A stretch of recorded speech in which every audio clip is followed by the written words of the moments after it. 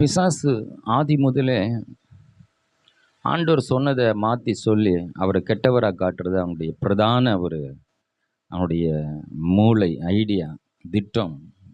அதான் அவன மூளை. நீ சாகவே சாவீர்கள் என்று ஆண்டவர் சொன்னார். இல்லை, நீங்கள் அவர் சாகவும் மாட்டீங்க. ஆண்டவர் சொன்னதெல்லாம் மாற்றி மாற்றி சொல்லி கர்த்தர் உங்களை ஆசீர்வதிப்பார் அப்படின்னு சொன்னான். இல்லை, அவர் ஆசீர்வதிக்க மாட்டார். உனக்கு அற்புதம் நடக்கணும், உனக்கு அற்புதம் நடக்காது. கர்த்தருடைய வார்த்தைக்கு மாறான உங்களுக்குள்ள ஒரு ஆலோசனை வருமானா கொஞ்சம் எச்சரிக்கையா இருங்க. அது பிசாசுடைய சத்தம். வசனம் இப்படி சொல்லுது, ஆனால் சூழ்நிலைலாம் இப்படி இருக்கு. மற்றவங்க சொல்றாங்க, டாக்டர் சொல்றாங்க, அவர் சொல்றாரு, எல்லாம் சொல்லலாம். ஆனால் வசனம் எப்படி சொல்லுகிறது? அதுக்கு எதிர்பார்த்தமா இருக்கு. ஆனால் யார் என்ன சொல்றாங்க காட்டிலும் கர்த்தர் என்ன சொல்கிறாருன்றதான் முக்கியம். பிசாசுடைய பிரதான வேலை அவர் வார்த்தையை மாற்றி சொல்லி அவரை கெட்டவராக காட்டி, நீங்கள் தெய்வர்களை போல் இருப்பீங்க, நீங்கள் அப்படி ஆயிடுவீங்க. ஆண்டவர் அப்படி தான் படிச்சிருந்தாரு இல்லையா? ஆண்டவர் செய்யாதது போல, அவர் கெட்டவர் போல, உங்கள் மேலே அக்கறை இல்லாதது போல ஏவாள் இடத்துல வந்து பொய்யா ஊதி சொல்லி என்ன செய்கிறான்?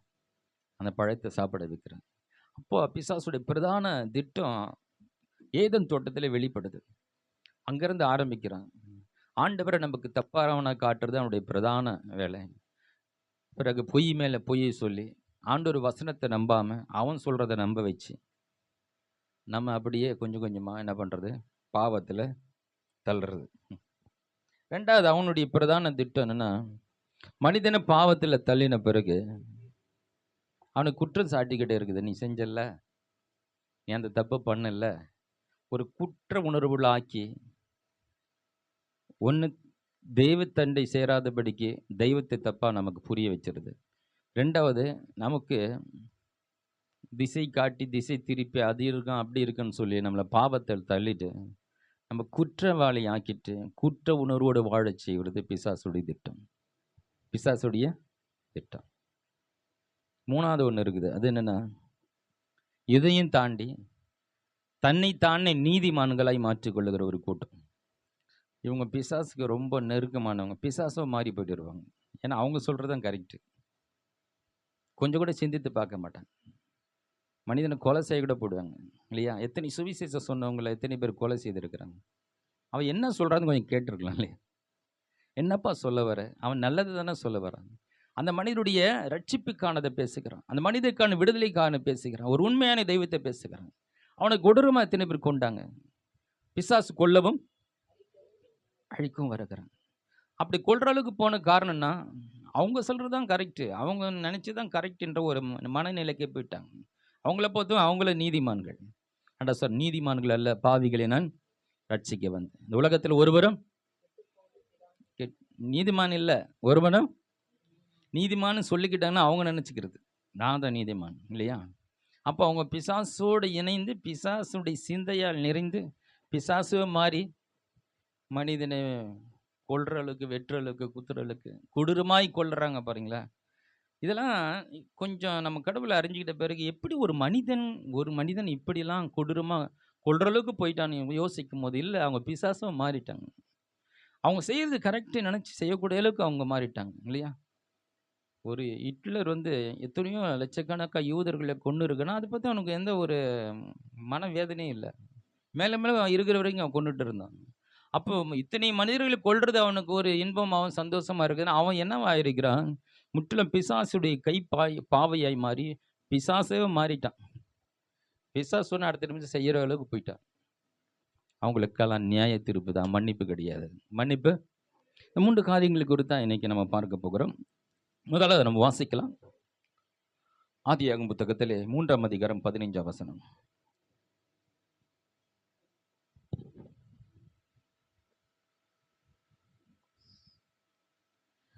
உனக்கும் ஸ்திரீக்கும் உன் வித்துக்கும் அவள் வித்துக்கும் பகையை உண்டாக்குவேன். அவர் உன் தலையை நசுக்குவார், நீ அவர் குதிங்காலை நசுக்குவாய் என்றார். இது ஆண்டவராகிய இயேசு கிறிஸ்துவை சொல்லப்பட்ட முதல் தீர்க்க தரிசனம். ஆமா, இன்னைக்கு தீர்க்க தரிசனம் எப்படி இருக்குன்னா, இங்கே 3 பேர்களுக்கு வயிற்று வலி இருக்கிறது. 3 பேருக்குதா 4 பேருக்குதா யாருக்கு தெரியும்? அன்றைக்கு தீர்க்கதரிசிகள் இருந்தாங்க, துல்லியமான காரியங்கள் சொன்னாங்க. அல்லேலூயா. இன்னைக்கு சொல்ற தீர்க்க தரிசனத்தை நம்ம விசுவாசித்தா நடக்கும். அவங்க விசுவாசத்துல சொல்றாங்க, அதை நம்பினா உனக்கு நடக்கும், நம்பலன்னா நடக்காது. ஆனால் அன்னைக்கு சொன்ன தீர்க்க தரிசனங்கள் துல்லியமா இருந்து நம்பினாலும் நம்பாகட்டும் அவங்க சொல்லிட்டு நடந்துடும். அது கர்த்தரால் சொல்லப்பட்ட தீர்க்க தரிசனங்கள். அவங்க இப்படி நடக்கும்னு சொல்லிட்டு நடந்துடும். நீ விசுவாசிக்கலாம் கிடையாது. அவங்க ஆண்டவரால் சொல்லப்பட்ட காரியங்கள் அந்தந்த காலகட்டத்தில் அவர் சொல்லிட்டாரு நடந்துடும். இன்னைக்கு தீர்க்க தரிசனங்கள் விசுவாசத்தின் அடிப்படையில் பேசுகிறாங்க. எத்தனை பேர் துல்லியமாக சொல்கிறாங்கன்னு தெரியாது. அவங்க சொல்கிறத ஒருவேளை விசுவாசித்தா உங்களுக்கு நடக்கலாம், விசுவாசித்தா உங்களுக்கு நடக்காமல் போகலாம். ஆனால் மிக சிறந்த தீர்க்க தரிசனம் கர்த்தருடைய வார்த்தை. ஹல்லேலூயா. அதை நம்புகிறவன் ஒருபோதும் வெட்கப்பட்டு போகிறதில்லை. அவரை நோக்கி பார்த்தவர்கள் முகங்கள், அவரை நோக்கி பார்த்தேன்னா அவனை போட்டோவை வச்சு முகத்தை பார்த்துட்டு இருக்கிறது இல்லை, அவர் வார்த்தையா இருக்கிறார். அந்த வார்த்தையை எண்ணி அதை யோசித்து ஆண்டவர் சொல்லியிருக்கிறார் அதை நம்பி வாழ்கிறவன் தான் அவரை நோக்கி பார்க்கிறவர்கள். அப்படி பார்த்தவர்கள் ஒருபோதும் வெட்கப்பட்டு போகிறதே இல்லை. ஹல்லேலூயா. இங்க பார்க்கிறோம், பிசாசனுடைய தலையை இயேசு கிறிஸ்து நசுக்குவார் என்ற செய்தியை இங்க நம்ம வாசிக்கிறோம். தலையை எப்ப நசுக்கினாரு? அவனுடைய பிரதான மூளையினுடைய திட்டம் என்ன, நோக்கம் என்ன? மனிதனு கடவுளை பிரிக்கிறது. அதுக்கு கடவுளை தப்பானவராக காட்டுறது. நீ அவரை தேடுறது வேஸ்ட்டு. அவரு இது சாப்பிட்டா சாவீங்க, இல்லை இது சாப்பிட்டா நல்லா இருப்பீங்க. அப்போ ஆண்டவர் சொன்னதெல்லாம் மாற்றி மாற்றி சொல்லி கடவுளை பற்றி பிரித்து உங்களுக்கு வேறொரு காரியத்தை காட்டி அதை செய்ய வைக்கிறது. செய்ய வச்சு உன்னை பாவியாக்குறது. பாவி ஆன பிறகு உன்னை பாவம் செஞ்சு தூண்டணும் அவன் தான். பாவத்தில் விழுந்த பிறகு அவனே உன்னை குற்றப்படுத்தி உன் மனசாட்சிக்கிட்ட போய் சொல்லுவான். மனசாட்சி சொல்லும், நீங்களே சொல்லுவீங்க, ஆமாம் நான் செஞ்சது தப்பு தான், இவ்வளோ கொடூரமான பாவம். நீங்கள் ஜெயிலெல்லாம் போனீங்களா, எத்தனை பேர் குற்ற உணர்வோடு வாழ்ந்துருக்காங்க தெரியுமா? ஐயோ கொஞ்சம் அவசரப்பட்டு என்னுடைய மனைவி கொண்டுட்டேன், அவரை கொண்டுட்டேன், இங்கே பார்க்குறேன் எவ்வளோ பெரிய தப்புப்பட்டு குற்ற உணர்வுகளே செத்து போடுவான். நிறைய பேர் வாங்க அவங்கள கொண்டுட்டு கட்சியில் கொஞ்ச நாள் இவங்களும் செத்து போடுவாங்க. ஏன்னா அந்த குற்ற உணர்வு தவறை செய்ய வச்சு குற்ற உணர்வாக்கி நம்மளையும் சாகடிக்கிறோம் பிசாசு. இது ரெண்டத்தையும் ஆண்டவர் கல்வாரி சிலோடு உடைத்தார். கடவுள் நல்லவர் என்பதை கல்வாரி சிலுவையில் காட்டினார். ஹல்லேலூயா. அவங்களை நேசிக்கிற அவர் அன்புள்ள தெய்வன் என்பதை கல்வாரி சிலுவையில் காட்டின பிறகு தன் முழு ரத்தத்தை சிந்தி மனிதன் மேல் இருந்து எல்லா பாவத்தை அவருக்கு ஏற்றுக்கொண்டு மனிதனுக்காய் மரித்த போது என்ன சொன்னார்? சிலுவை என்ன சொல்லுகிறது? அவர் ஒரு அன்புள்ள தெய்வம். நீ எவ்வளவு பாவி என்பது முக்கியம் இல்ல, அவர் எவ்வளவு நல்லவர் என்பதை காட்டுகிற ஒரு இடம் தான் இந்த கல்வாரி சிலுவை. அங்கதான் பிசாசு உடைந்து போனான். இனி இந்த கடவுளை நான் கெட்டவர் என்று காட்ட முடியாது.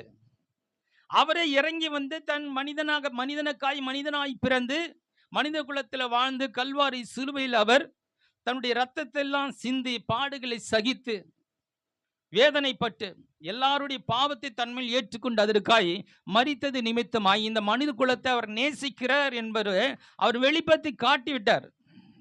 அதாவது சொன்னாலே பிசாசு நடக்கிறார். அவனுடைய மூளை, அவனுடைய திட்டங்கள் எல்லாம் உடைக்கப்பட்டு நசுக்கப்பட்டது, தலை நசுக்கப்பட்டது. கல்வாரியில் சொன்னார், பிதாவை இவர்களை மன்னிங்கன்னு சொல்லி தன் ரத்தத்தினாலே பாவ மன்னிப்பை உண்டாக்கி விட்டுட்டார். ஹல்லேலூயா. பிசாசே குற்றப்படுத்த முடியாத நிலைக்கு அவனுக்காக ரத்தம் சிந்து விட்டார். அதனால ரட்சிக்கப்பட்டவர்களை குற்ற உணர்வு இருக்க முடியாது. உண்மையான ரட்சிப்பு உங்களுக்கு இருக்குமானால் உங்களுக்கு பாவ உணர்வு குற்ற உணர்வு உங்களுக்கு வராது. என் தேவன் எனக்கு மரித்து விட்டார். பிசாசை நம்ம கொண்டு சொல்ல, நீ செஞ்சல்ல, நீ பாவியா, தப்பு சொன்ன, இல்லை நான் பாவம் செஞ்சது உண்மைதான். பரிசுத்த ஆவியானவர் என் பாவத்தை கண்டித்து உணர்த்தினார். நான் மனம் திரும்பிட்டேன், என் பாவத்தை இயேசு மன்னித்து விட்டார். அதை அவர் மறந்தே போயிட்டார். கிழக்குக்கும் மேற்கும் எவ்வளவு தூரம் அவ்வளோ என்னுடைய பாவத்தை தூக்கி போட்டார். அவரே நினைக்கல, என்னை நியாயம் தீர்க்க வேண்டிய இயேசுவே அதை மறந்து போட்டார். ஹல்லேலூயா. எல்லாரும் கல்லறிய வந்தாங்க. இவளே கையும் களவுமாய் பிடிக்கப்பட்ட, பாவத்தில் பிடிக்கப்பட்ட விபச்சார ஸ்திரீ. மோசே சொல்லுகிறார், கல்லெறிந்து கொள்ள வேண்டும் என்று. நீர் என்ன சொல்லுகிறீர்? ஒரே ஒரு கேள்வி கேட்டோன்னா அந்த கேள்விக்கு முன்னாடி யாருமே நிற்க முடியல. உங்களிலே பாவம் இல்லாதவன் முதலாவது கல்லெறிய கடைவன். நான் தான் நீதிமான்னு சொல்லுங்க ஒருத்தனும் இல்லை, எல்லாம் கல்லை போட்டு போயிட்டாங்க. சொல்ல நான் தான் உன்னை நியாயம் தீர்க்கணும், நான் தான் உன்னை கல்லெறிக்கு தகுதியானால் நான் ஒன்றும் கல்லெறிய மாட்டேன். அனுப்புகிறார் ஆண்டவர், இனி பாவம் செய்யாத, நான் பாவத்தை மன்னித்தேன். பிசாசுக்கு வந்து எப்படியாவது தண்டனை வாங்கி கொடுத்துடணும். அது கல்வாரிக்கு முன்னாடி, கல்வாரிக்கு பின்னாடி அவன் தண்டனை வாங்கி கொடுக்க முடியாது. ஏன்னா இயேசுவின் ரத்தம் சிந்தப்பட்டிருக்கு. மனம் திரும்பினால் உனக்கு தண்டனை கிடையாது. அல்லேலூயா. உண்மையில இருக்கிற சாபங்களை எல்லாம் சுமந்து விட்டார். இயேசுவை விசுவாசிக்கிறவனுக்கு பாவத்திலிருந்து சாபத்திலிருந்து எல்லாவற்றிலிருந்தும் விடுதலை. அல்லேலூயா. இதுதான் அவனால ஏற்றுக்கொள்ள முடியல. நான் போட்டு வந்த திட்டம் என்ன, ஆதி முதல் சொல்லி வந்த காரியங்கள் என்ன, தெய்வத்தை தப்பானவரை காட்டி நல்லவர் இல்லைன்னு சொல்லி ஏமாத்தி எதனா ஒண்ணு வணங்கு, உண்மையான தெய்வத்தை தெரிஞ்சுக்காத, கடவுள்னு வச்சுக்கோ. பாருங்க எவ்வளோ ஆராய்ச்சி நடக்குது பாருங்க. வான மண்டலத்துக்கு போகிறான், சந்திர மண்டலத்துக்கு போகிறான், அங்கே போய் வீடு கட்டலாமா பார்க்குறான், அங்கே இடம் கிடைக்குமா பார்க்குறான், பேட்டு வாங்கலாமா பார்க்குறான். எவ்வளோ அறிவு பெருத்து போச்சு இல்லை? எத்தனை கண்டுபிடிப்புகள் வந்திருக்கிறது. மனிதன் எவ்வளோ வளர்ந்து பெருகி இருக்கிறான், எவ்வளோ ஞானியாக இருக்கு, ஏதோ கண்டுபிடிக்கிறான். எல்லா விஞ்ஞானிகளும் சேர்ந்து என்னப்பா ஊருக்கு ஒரு கடவுள், தெருவுக்கு ஒரு கடவுள், நாட்டுக்கு ஒரு கடவுள், அவன் ஒரு கடவுள்ன்றான். அந்த ஒரு கடவுள் யாருப்பா, வாங்க ஆராய்ச்சி செய்வோன்னு எவனா சொல்கிறேன்னா, அதை மட்டும் செய்யாதப்பா நீ, பிசாசு சொல்லுவோம். நீ என்ன வேணா கண்டுபிடிச்சின்னு போ, தெய்வத்தை கண்டுபிடிச்சிடாத. வாசிக்கலாம் சில வசனங்களை. 1 யோவான் புத்தகம் 3ஆம் அதிகாரம் 8ஆவது வசனம்.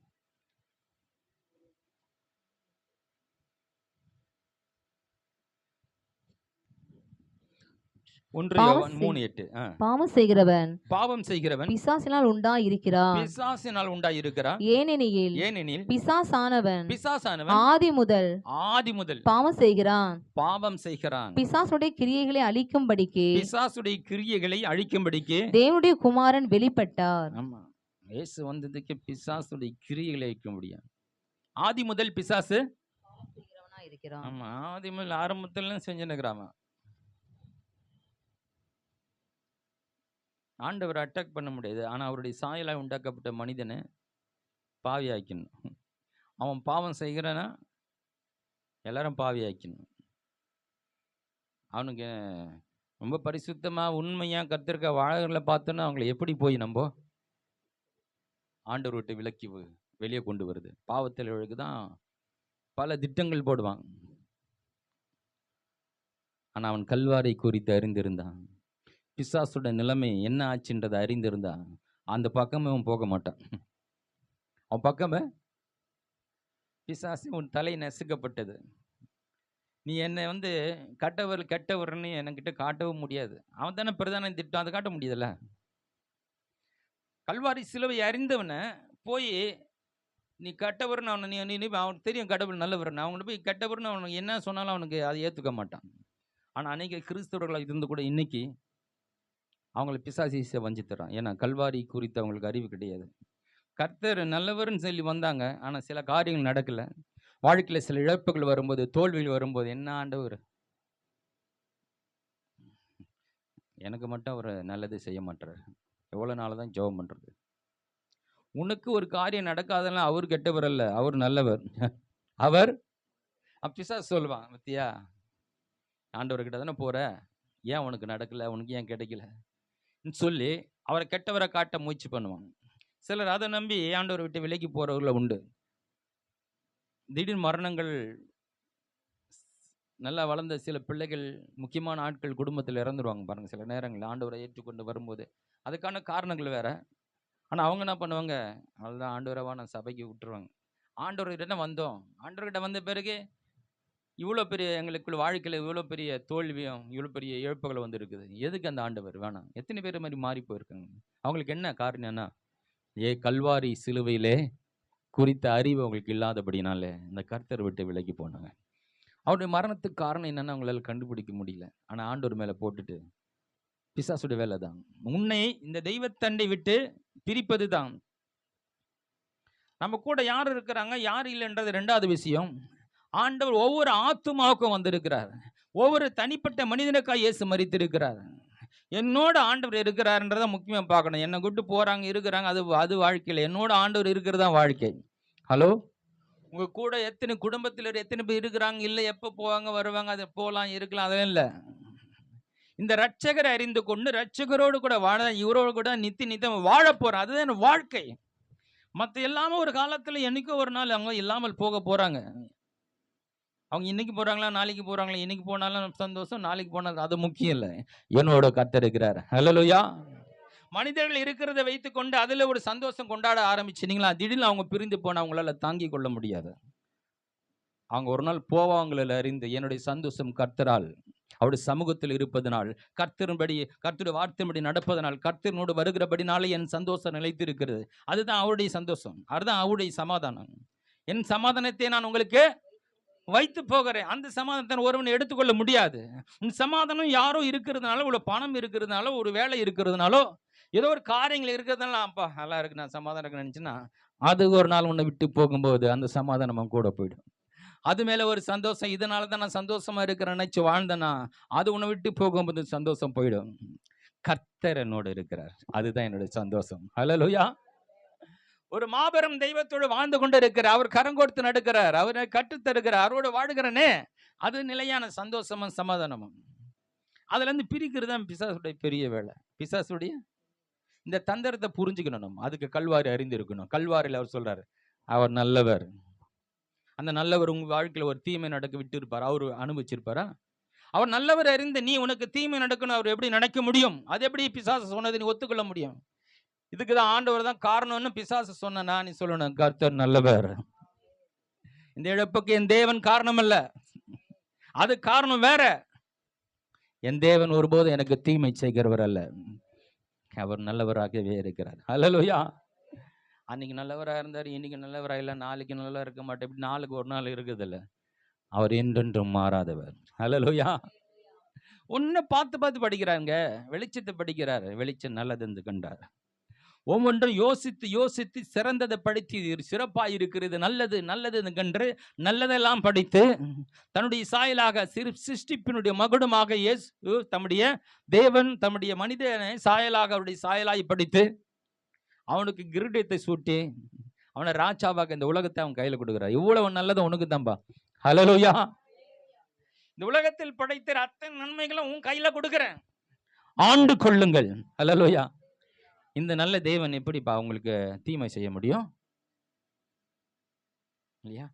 ஒரு குழந்தை பெற்றுக்கிறாங்க, சிலர் ஏன் பெற்றுக்கிறாங்கன்னு தெரியல, பிறந்துருது எப்படியோ பிறந்தது, இயற்கை.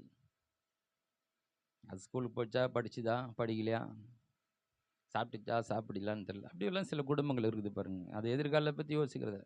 இவங்க சந்தோஷத்தை குடிச்சிக்கிட்டு போய் இன்னும் வந்து காசெல்லாம் விரைய பண்ணிக்கிட்டு இப்படியெல்லாம் உலகத்தில் வாழ்ந்து கொண்டு இருக்கிறாங்க. ஆனால் ஒரு சிலர் இருக்கலாம், இல்லாமல் கூட இருக்கலாம். கல்யாணம் பண்ணுறதுக்கு முன்னாடி எனக்கு பிள்ளைகள் பிறந்தா பிறந்த உடனே என்ன ட்ரெஸ்ஸு போடணும், பிறந்த உடனே அப்புறம் 1 மாதம் ஆயிடுச்சுன்னா அந்த குழந்தை கொஞ்சம் பெருசாகிடும், அதுக்கான ட்ரெஸ்ஸு, அப்புறம் 6 மாதத்துக்கு ஒரு ட்ரெஸ்ஸு, இப்படி ஒவ்வொரு வயசுக்கேற்ற அது வளர்ந்து வாலிபனாகி அப்புறம் அது முதிர் வயதாகிற வரைக்கும் அவ்வளோ ட்ரெஸ்ஸும் எடுத்து வச்சுட்டு, பிறகுறதுக்கு முன்னாடி சொல்கிறேன், அது பிறந்து 1 மாதத்துக்கான அந்த உடல் மாற்றத்துக்கு ஏத அளவு ட்ரெஸ் எடுத்து வச்சு, அது முதிர் வயதாகி மறிக்கிற வரையிலும் அதுக்கும் ஒரு ட்ரெஸ் எடுத்து வச்சு, அது என்ன சாப்பிடணும் என்ன சாப்பிடக்கூடாதுன்னு அனைத்தையும் ஆயத்தப்படுத்திட்டு ஒருத்த குழந்தை பெற்றுப்பானா அது எப்படி இருக்கும்? அந்த அப்பா எப்படிப்பட்டவர்? அந்த மாதிரி அப்பா பார்க்க முடியுமா? அவர் தான் நம்முடைய அப்பா. ஹல்லேலூயா. இன்னைக்கு 800 கோடி பேர் ஜனங்களை உலகத்தில் சாப்பிட்டு கொண்டு இருக்கிறாங்க. 6000 ஆண்டுகளுக்கு முன்பாக பூமியை தேவன் மரங்களையும் செடிகளையும் எல்லாம் படைத்தார். அப்ப யார் இருந்தது? ஆதாமும் 2 பேர் தான் இருந்தாங்க. 2 பேருக்கு அப்பயே இதெல்லாம் யோசித்து இவ்வளோ பேருக்கு சோறு போடுறதுக்கான காரியங்களை இந்த பூமியில வைத்து போயிருக்கிறாரு. 800 கோடி பேர் இன்னைக்கு சாப்பிட்டுட்டு இருக்கிறாங்க. அதுக்கெல்லாம் எங்கங்க சாப்பாடு வருது? அன்றைக்கு படைத்த இந்த பூமியில தான் வருகிறது. ஹல்லேலூயா! அப்பயே யோசித்து வருங்க. மனிதனுடைய எல்லா தேவைக்கும் நன்மைக்கான எல்லாவற்றையும் பூமியிலே வைத்துட்டாரு. அவரை புரிஞ்சுக்கிட்டு அதை அறிஞ்சுக்கிறதுக்கு நமக்கு காலம் பத்தல. அதுக்குள்ள பிசாசு நம்மை தேவையில்லாத காரியங்களை சொல்லி, தேவையில்லாத பார்க்க சொல்லி, தேவையில்லாத காரியங்களை நம்ம செய்ய வைத்து நம்முடைய வாழ்நாட்களை பாதி நாளை வீணடிச்சிடும். கிருபையாய் யாரோ நமக்கு ஒருத்தர் சொன்னாங்க இயேசுவை பற்றி. ஏதோ விளையாட்டுத்தனமா சரி நானும் சர்ச்சுக்கு போறேன்னு போய் தான் பார்க்கலாமன்னு சொல்லி போய் பார்த்ததுனே அந்த கொஞ்ச நேரத்தை நம்ம வாழ்க்கையில் இந்த கடவுளுக்காய் கொடுத்தல, அதனால் வந்த அற்புதமான ஆசீர்வாதம் தான் நமக்கு. ஹல்லேலூயா! இன்னைக்கு அநேகரை அழைத்து கொண்டு இருக்கிறோம். அவங்களுக்கு அந்த இது வரல. ஒருவேளை சும்மா போய் பார்ப்பேன்னு ஒருவேளை வந்துட்டா ஒருவேளை அவங்க லைஃப் சேஞ்ச் ஆகிடலாம். அவங்க வாழ்க்கையில் மாபெரும் மாற்றங்கள் வரலாம். கொஞ்ச நேரத்தை இந்த கடவுளுக்காய் கொடுத்துட்டாங்களா, பிசாசு ஏமாத்தி வைத்திருக்கிற அந்த சத்தியத்திலிருந்து இந்த உண்மையான சத்தியத்தை அவங்க அறிந்து கொண்டு அவங்க வாழ்க்கையை மாற்றம் வரலாம். வாசிக்கலாம் என்ன சில வசனங்கள். அப்போஸ்தலர் 10ஆம் அதிகாரம் 38ஆம் வசனம். நசரனாகிய இயேசுவை கஸ்தராகிய இயேசுவை நசரனாகிய இயேசுவை நசரேயனாகிய இயேசுவை தேவன் பரிசுத்த ஆவியினாலும் தேவன் தம்முடைய பரிசுத்த ஆவியினாலும் வல்லமையினாலும் அபிஷேகம் பண்ணினார். தேவன் அவருடைய கூட இருந்தபடியினாலே அவர் நன்மை செய்கிறவராயும் பிசாசின் வல்லமையில் அகப்பட்ட யாவரையும் குணமாகிறவராய் சுற்றி திரிந்தார். ஃபர்ஸ்ட் பிசாசின் கிரிகளை அழிக்கும்படியாய் மனுஷகுமாரன் உலகத்தில் வந்தார். அவர் வந்த நோக்கமே பிசாசு தலையை நசுக்கிட்டு அவனால் உண்டான கிரிகள் உலகத்தில் இருக்கு. அவன் தலையை நசுக்கினாலும் பலர் மூளை குழப்பி விட்டுறாங்கள, அது ஒரு கூட்டம் தெரிஞ்சுட்டு இருக்கு. தப்பு தப்பா யோசித்து தப்பு தப்பா காரியங்கள் உலகத்தில் இன்னைக்கு அவனுடைய விளைவுகள் கிரியைகள் இன்னும் இருக்கு. அந்த கிரிகளை அழிக்கணும், அப்போதான் அந்த உலகம் மாறும். அந்த கிரிகளை இன்னும் அழிந்து கொண்டு இருக்கு. அவர் 3.5 வருஷம் அந்த உலகத்தில் அந்த கிரிகளை அழிச்சிட்டு போயிட்டாரு. அந்த வேலையை இப்போ நம்ம கையில் கொடுத்துருக்கிறார். ஹல்லேலூயா! இந்த பிசாசுடைய கிரிகளை அழிக்கக்கூடிய அதிகாரத்தை தேவன் நம்முடைய கரத்தில். சர்ப்பங்களை மிதிப்பீர்கள், தேள்களை எடுப்பீங்களா? வீட்டில் பாம்பு பூந்துச்சு பிரதர், அவள் தான் எல்லாம் ஓடியாச்சு வெளியே வர வேண்டியதான். சர்ப்பங்களை தேள்களை எடுப்பீர்கள். அதிகாரம் கொடுத்துருக்காருமா. சர்ப்பம் வந்து பிசாசுக்கு அடையாளமா இருக்குது. அவனை மிதிப்பீங்க. ஹல்லேலூயா! பிசாசு சர்ப்பத்துக்கு அடையாளமா இருக்கிறான். உங்க காலில் மிதிப்பீங்கன்றீங்க. எப்படி மிதிப்பீங்க? சபைக்கு கிறிஸ்து தலையா இருக்கிறார். சபை கிறிஸ்துனுடைய சரீரமாய் இருக்கிறது. நாம் அந்த சரீரத்தினுடைய அங்கமாய் இருக்கிறோம். ஹல்லேலூயா! இந்த சபையினுடைய சரீரத்தின் அங்கமாய் இருக்கிறபடினாலே நம்முடைய கால்களின் கீழே பிசாசு இருக்கிறான். ஹலோ, அவனை மிதிக்க வேண்டியதுதான். நம்ம பிசாசுடைய கிரியில் அழிக்கும்படி இயேசு உலகத்தில் வந்து அவர் நன்மை செய்கிறவர் சுட்டி சென்று பிசாசில் அகப்பட்டவரை யாவரையும் விடுதலையாக்குகிறவராய் சுற்றி திரிந்தார். யார் கண்ணில் போடுறாங்களோ அவங்களை விடுதலை ஆக்குறது தான் வேலை இருக்கு. அந்த வேலை உங்க மேலே இருக்குதுங்க. ஹலோ, சுயநல கிறிஸ்தவங்க ஆயிடாதீங்க. ஒருவரையும் மாம்சத்தின்படி அறியேன் பவுல் சொல்றார். மாம்சத்தின்படி அறியேன் என்ன?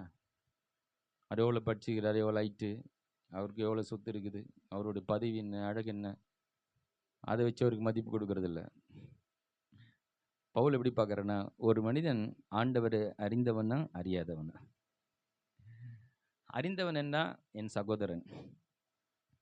அறிந்தவன் என் சகோதரன். அவனோடு நான் வந்து ஐக்கிய கொள்ள முடியும், பகிர்ந்து கொள்ள முடியும், கடவுள் குறித்து பேச முடியும், கர்த்தருடைய ராஜ்யத்தை குறித்து பேச முடியும், சேர்ந்து இணைந்து கர்த்தருக்காய் செயல்படலாம். அறியாதவன்,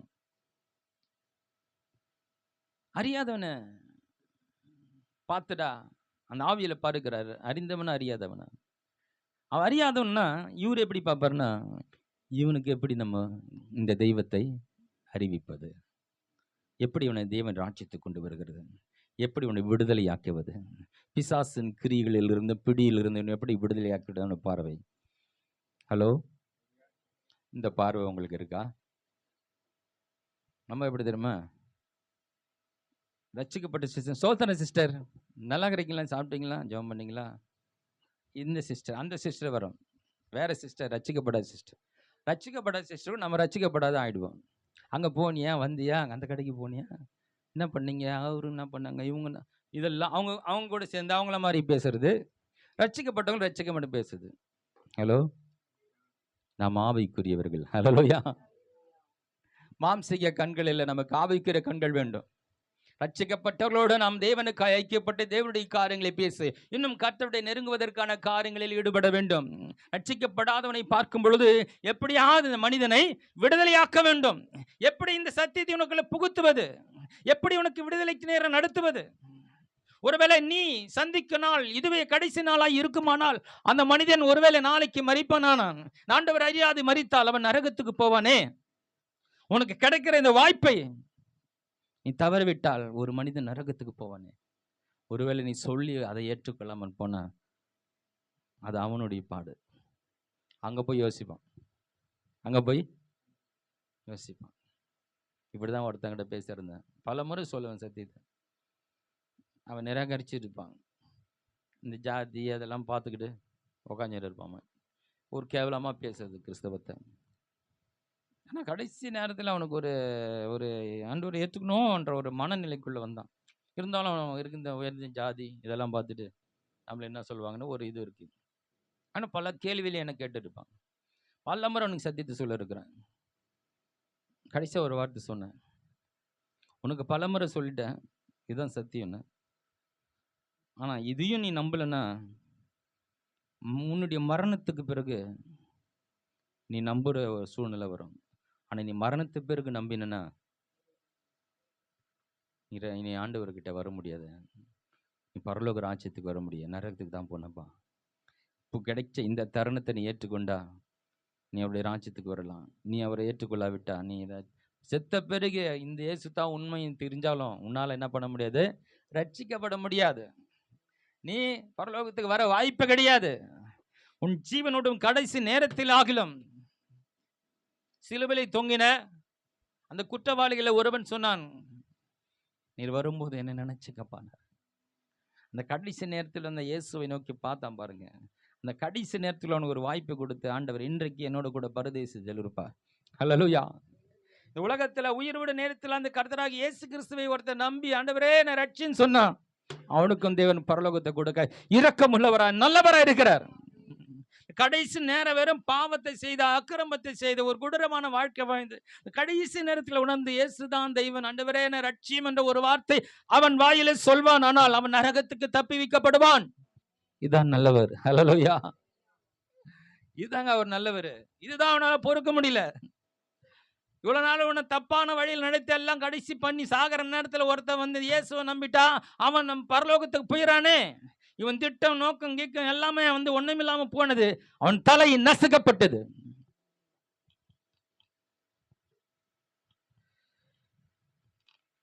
யோவான் புத்தகம் 3ஆம் அதிகாரம் 16ஆம் வசனம்.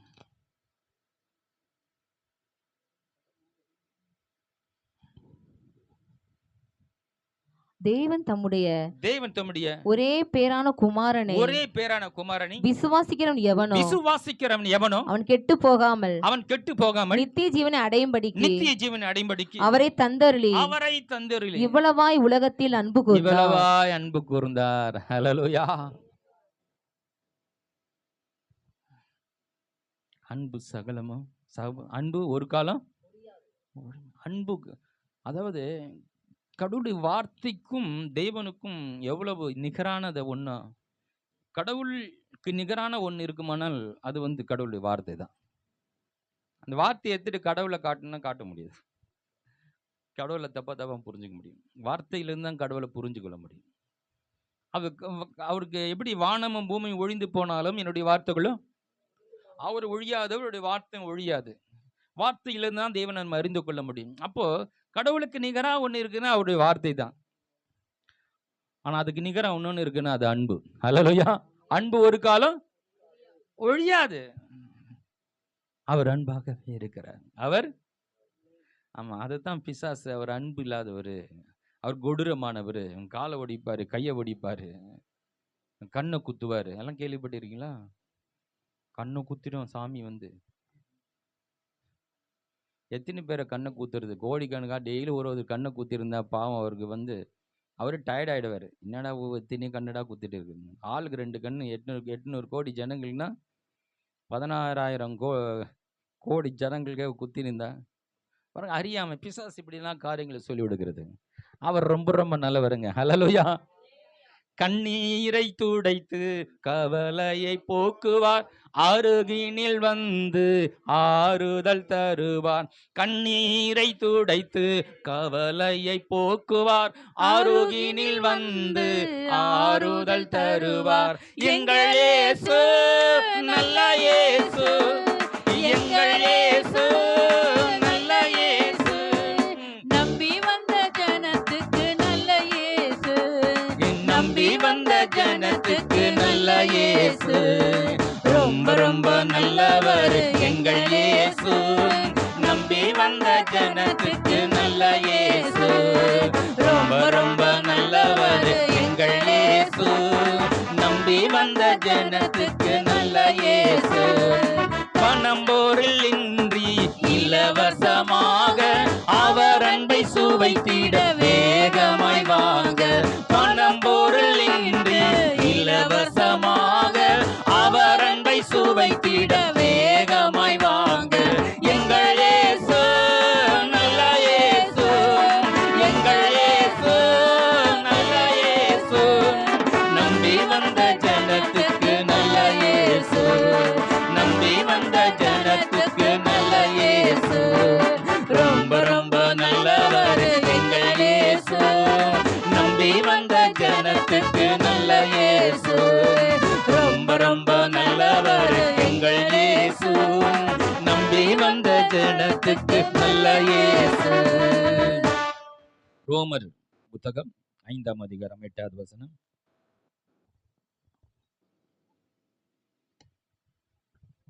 நாம் பாவிகளா இருக்கையில் கிறிஸ்து நமக்காக மரித்ததினாலே தேவன் நம்மேல் வைத்த தமது அன்பை விளங்க பண்ணுகிறார். நாம் பாவிகளாய் இருக்கல, நமக்காக மரித்ததுனால தம்முடைய அன்பை விளங்க பண்ணுகிறார். அவன சொன்னான், நீ பாவி, நீ பாவின்னு. அவனுக்காக நான் மறிக்கிறேன்னு வந்து மறிச்சார். ஹல்லேலூயா. அவன் தானே பாவி. அந்த பாவத்தை நான் சுமந்துக்கிட்டு அவனுக்காக மறிக்கிறேன், அவனை நான் நேசிக்கிறேன்னு காட்டணும். பிசாசுல தாங்கிக் கொள்ள முடியல. நம் நல்லவனா இருக்கிறதுனால நமக்காக இயேசு வந்து மறிக்கல. நம் பாவிகளாக இருக்கையில் நமக்காக வந்து இந்த இயேசு மரித்து அவனை நேசிக்கிறேன் என்பதை கல்வாரில் வெளிப்படுத்தி காட்டிட்டாங்க. ஆண்டவர் எப்படின்னா மறிச்சிருக்கலாம் பாருங்க. அந்த சிலுவையில் அந்தரத்தில் தொங்கி பரலோகம், நரகம், பூமியில் இருக்கிற அனைத்து மனிதர்களும் எல்லாரும் அந்தரத்தில் தொங்கி சிலுவையில் மரித்ததுக்கு ஒரு காரணம் இருங்க பாருங்க. ஹல்லேலூயா. பரலோகத்துக்கும் பூமிக்கும் பாதாளத்துக்கும் எல்லாத்துக்கும் நடுவாக அவர் நின்று கல்வாரிலே தொங்கி தன் ஜீவனை கொடுத்த, நான் உங்களை நேசிக்கிறேன், நான் உங்களை நேசிக்கிறேன், நான் உங்களை நேசிக்கிறேன் என்று கல்வாரி சிலுவையின் மூலமாய் உலகத்துக்கு பறைசாற்றினார். அதை பிசாசுக்கு தாங்கிக் கொள்ள முடியல. நசுக்கப்பட்ட தலை, அவனுடைய பொய்யெல்லாம் வெளியரங்கமாயிடுச்சு. சொல்லி வந்த பொய்யெல்லாம் இனி சொல்ல முடியாத நிலைக்கு ஆயிடுச்சு. ஆனால் ரட்சிக்கப்பட்டவங்களை ஏமாற்ற முடியல. ரட்சிக்கப்பட்டுன்னு சொல்லிட்டு சத்தியத்தை அறியாதவர்களை ஏமாற்றி கொண்டு இருக்கிறான். ஏதாவது சின்ன சின்ன காரியங்களாம் வச்சுக்கிட்டு, நீ எதுக்கு சர்ச்சுக்கு போகிற, சர்ச்சுக்கு போனவனுக்கு என்ன கிடைக்கும், நீயும் போயிட்டு தானே இருக்கிற, உன் வறுமை மாறலையே, நீ கேட்டது கிடைக்கலையே, எதுக்கு போகிற? கர்த்தர் கெட்டவர்னு காட்டி உங்களை நிறுத்தணும். உங்களுக்கு நடந்தாலும் நடக்காவிட்டாலும் சாட்ராக், மேசாக், ஆபேத்நேகோ அவர்கள் சொன்னாங்கள், நாங்கள் ஆராதிக்கிற தேவனுங்கள் தப்புவிக்க வல்லவராக இருக்கிறார். ஒருவேளை தப்புவிக்காம போனா கூட அவர் தாங்க நல்லவர். ஹல்லேலூயா.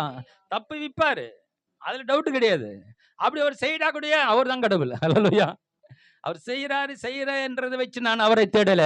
அவர் தான் தெய்வம், அவர் தான் நல்லவர், அவர் மாறாதவர். அதுக்காக நான் அவரை நேசிக்கிறேன். ஹல்லேலூயா. அவர் எனக்கு செய்ய வேண்டியது அவரு பொறுப்பு. அவர் எனக்கு செய்வார். செய்வாரா செய்ய மாட்டான் கேள்வி கேட்க வேண்டிய அவசியம் கிடையாது. அவர் நல்லவர். ஹல்லேலூயா. நான் நல்லா இருக்கக்கூடாதுன்னு ஒருவேளை நினைப்பாரோ? இல்ல. நீங்க ஒரு காரியத்துக்காக ஜெபம் பண்ணும் முன்பாகவே, நீங்க ஜெபிக்கிறதுக்கு முன்பாக, உங்கள் வாயில் சொல் பிறவாதற்கு முன்பாக, உங்கள் தேவை உங்களுக்கு உருவாகுவதற்கு முன்பாக, அதை என் தேவன் அறிந்திருக்கிறார். ஹல்லேலூயா. நான் வாசித்திருந்தேன். சாலோ ஆண்டவர்கிட்ட வந்து நான் ஆலயத்தை கட்டணும் தாவீது கேட்டுக்கொண்டு இருக்கிறேன். ஆண்டவரே நான் உனக்கு ஆலயத்தை கட்டணும். அவர் சொல்றாரு, நீ கட்ட மாட்டப்பா, உன் பையனை வச்சு கட்டுறேன்னாரு. ஏன்டா இவ்வளோ வாஞ்சையா தாகமா இருக்கிற தாவீது நல்ல மனுஷன், பாவம் செய்வதற்கு முன்பாக நடக்குது இது. பச்சைப்பால் இடத்துல அந்த பாவத்தை செய்யல, அவன் நல்ல நிலைமையில கர்த்தருக்கு உண்மையா இருக்கிறான். ஆலயத்தை கட்டணும்னு அவன் வந்து துடிச்சு எவ்வளோ பொன்னையும் வெள்ளியும் மரங்களை சேர்த்து வைத்திருக்கிறான். ஆண்டவர் சொல்றது, நீ கட்ட உன் புள்ள வந்து கட்ட வேண்டாம். ஏன் ஆண்டவரே இவனை வந்து கட்ட வேணாம்னு முன்னாடியே சொல்லிட்டீங்க. அவனை வந்து அவனுடைய ரத்த கைப்படிந்த கரம் பின்னாடி ஒரு பாவத்தை செய்ய போறான்னு முன்னாடியே அறிஞ்சிட்டார். நீ இப்படி ஒரு பாவத்தை செய்ய சூழ்நிலை வரும், அது ஜெயிப்பியா ஜெயிக்க மாட்டேன்னு முன்னாடியே தெரியும் போல இருக்கு. அதனால நீ கட்டாத பாவம் பையனை வச்சு கட்டுறேன்ட்டாரு. ஹலோ, நீங்க என்ன செய்ய போறீங்களோ முன்கூட்டியே தெரிஞ்சு வச்சிருக்காரு பாருங்க. ஹல்லேலூயா. ஆண்டவரே, யார் விட்டு போனாலும் உன்னை விட்டு நான் போக மாட்டேன். யார் சொல்றது? அப்படியாப்பா?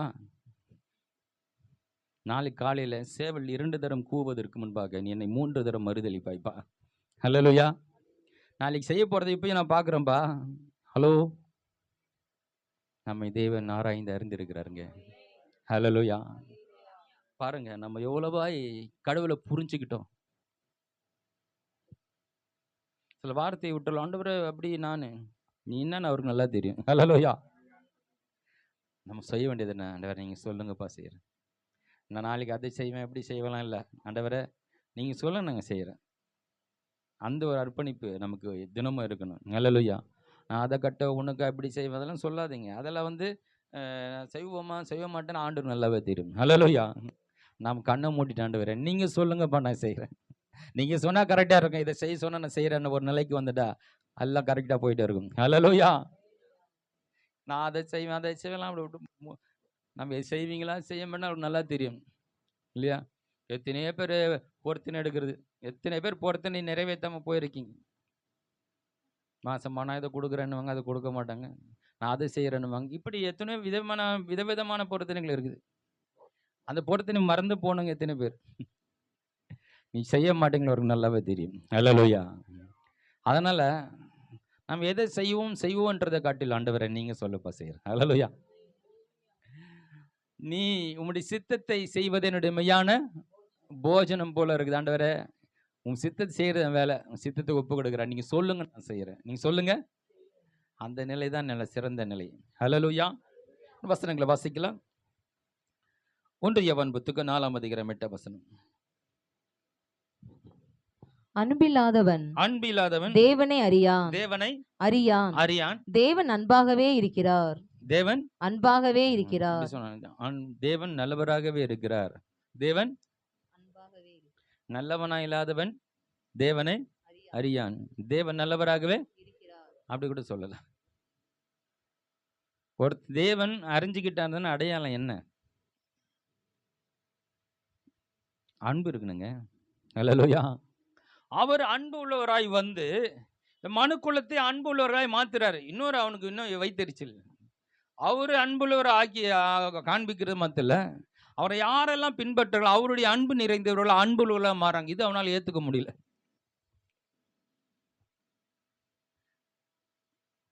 பகைமை, கசப்பு, சண்டை, டீ குடிக்கலன்னா குடிச்சா ஒரு பிரச்சனை, தண்ணி குடிச்சா ஒரு பிரச்சனை, குடிக்கலன்னா ஒரு பிரச்சனை. ஒன்றுமே இல்லை, அது ஒன்றுமே இருக்காது. ஒன்னா குடிய ஒன்னா குடிய, அவ்வளோதான். எதுக்கு ஒரு கோச்சிக்கிறது பாருங்களேன். ஒன்றுமே இல்லை, அற்ப காரியங்கள். அவங்க பிடிச்சா குடிக்கிட்டோம், குடிக்காட குடிக்கிட்டோம். அதுவும் உங்களுக்கு சூழ்நிலை என்ன இல்லையா? வந்தார், டீ குடிக்காமல் போயிட்டாரு, மிச்சம் நினச்சிக்கோ. பரவாயில்ல, நம்ம ஒரு கப்பு டீ மிச்சம். ஏன்னா அவங்க கூப்பிடவில்லை ஃபங்க்ஷன். நல்லது, ஒரு 500 மொய் வைக்கணும், மிச்சமாச்சு. அதுக்கு ஒரு கோச்சுக்கிறது. அன்பில்லாதவன் தேவனறி. அவர் அன்புள்ளவர் என்பதை நீங்கள் அறிந்து கொண்டு ரட்சிக்கப்பட்டு இருக்கிறது உண்மையானால் நீங்க அன்புள்ளவர்களா இருக்கணும். ஹல்லேலூயா. 1 யோவான் புத்தகம் 4ஆம் அதிகாரம் 19ஆம் வசனம். ஒரு மனிதனுக்குள்ள அன்பு எப்போ வருது? வாசிக்கலாம். அவர் முந்தி நம்மிடத்தில் அன்பு கூர்ந்தபடியால் நாமும் அவரிடத்தில் அன்பு கூறுகிறோம். அவர் நம்ம இடத்துல முந்தி நமக்கு நன்மை செய்தபடினாலே நாம் அனைவருக்கு நன்மை செய்கிறவர்களாய் மாறுகிறோம். ஃபர்ஸ்ட் அவர் தான் நம்மள அன்பு கூர்ந்தார். ஃபர்ஸ்ட் நமக்காக அவர் நன்மை செய்தார் நம்ம வாழ்க்கையில். அதனால தான் நம்மளால நன்மை செய்ய முடிகிறது. அதனால தான் மற்றவங்க நம்மளால அன்பு கூற முடிகிறது. இயேசுவை பார்த்தியே உனக்கு நடக்கும். ஆனா இயேசுவை போல் அநேகரை உருவாக்கிட்டார் பாருங்க. ஹல்லேலூயா.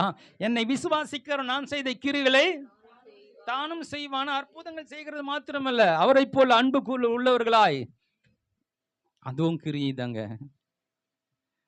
அதுவும் கிரியை தான். அத்தங்களை நேசிக்கிறது, அத்தங்களுக்கு கொடுக்கிறது, உதவி செய்கிறது எல்லாம் அவருடைய கிரியைகளில் அடங்கும். முந்தி அவர் நம்மள அன்பு கூர்ந்துட்டு இப்ப நம்மள அன்பு கூறுவர்களாய் மாத்திட்டாரு பாருங்க. ஹல்லேலூயா. இன்னும் பிசாசுக்கு இன்னும் வைத்து வச்சிடலாச்சு. வாசிக்கலாம். 1 யோவான் புத்தகம் 4ஆம் அதிகாரம் 16ஆம் வசனம். பிதாவானவர் குமாரனை உலக இரட்சகராக அனுப்பினார் என்று நாங்கள் கண்டு சாட்சியிடுகிறோம். இயேசுவானவர் தேவனுடைய குமாரன் என்று அறிக்கை பண்ணுகிறவன் எவனோ அவனில் தேவன் நிலைத்திருக்கிறார், அவனும் தேவனில் நிலைத்திருக்கிறான். மறுபடியும் வாசிங்க இந்த வசனத்தை. இயேசுவானவர் தேவனுடைய குமாரன் என்று அறிக்கை பண்ணுகிறவன் எவனோ 1 யோவான் 4:16 சரிதானா? தேவன் நம்மேல் வைத்திருக்கிற அன்பை நாம் அறிந்து விசுவாசிக்கிறோம். தேவன் அன்பாகவே இருக்கிறார். அன்பில் நிலைத்திருக்கிறவன் தேவனை நிலைத்திருக்கிறான். தேவன் நம்மேல் வைத்திருக்கிற அன்பை சில வசனங்களை திரி வாசிக்கணும், அப்பதான் புரியும். தேவன் நம்மேல் வைத்த அன்பை நாம் அறிந்து விசுவாசிக்கிறோம். அவர் கல்வாரியிலே நமக்காய் அன்பு கூர்ந்து மரித்தார் என்பது, அந்த அன்பு நிமித்தமாய் அவர் மரித்தார் என்பதை நாம் அறிந்து விசுவாசிக்கும் பொழுது தேவன் அன்பாகவே இருக்கிறார். அன்பில் நிலைத்திருக்கிறவன் தேவனில் நிலைத்திருக்கிறான். அன்பில் நிலைத்திருக்கிறவன் தேவனில் நிலைத்திருக்கிறான். அவரை விசுவாசிக்கும் பொழுது, அந்த அன்பை விசுவாசிக்கும் போது, அந்த அன்பிலே நிலைத்திருக்கும் போது நாம அன்புள்ளவர்களாய் மாறுகிறோம். ஹல்லேலூயா. வாசிக்கலாம் இன்னும் சில வசனங்களை. 2 கொரிந்தியர் புத்தகம் 5ஆம் அதிகாரம் 14ஆம் வசனம்.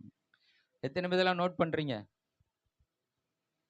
போய் வீட்டில் போய் பொறுமையா நைட்டு உட்காந்து எல்லாம் தூங்கிட்டு பேரு வாசித்து பாருங்க. கிறிஸ்துவனுடைய அன்பு உங்களுக்கு இன்னும் நிறைய வெளிப்பாடுகள் கொடுப்பார்.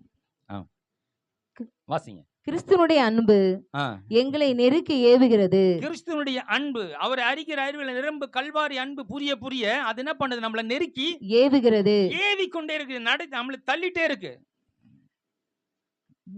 அப்புறம் ஏனென்றால் எல்லாருக்காக ஒருவரே மரித்து இருக்க எல்லாரும் மரித்தார்கள் என்றும். போதும். கிறிஸ்துவுடைய அன்பு நம்மளை நெருக்கி ஏவுகிறது.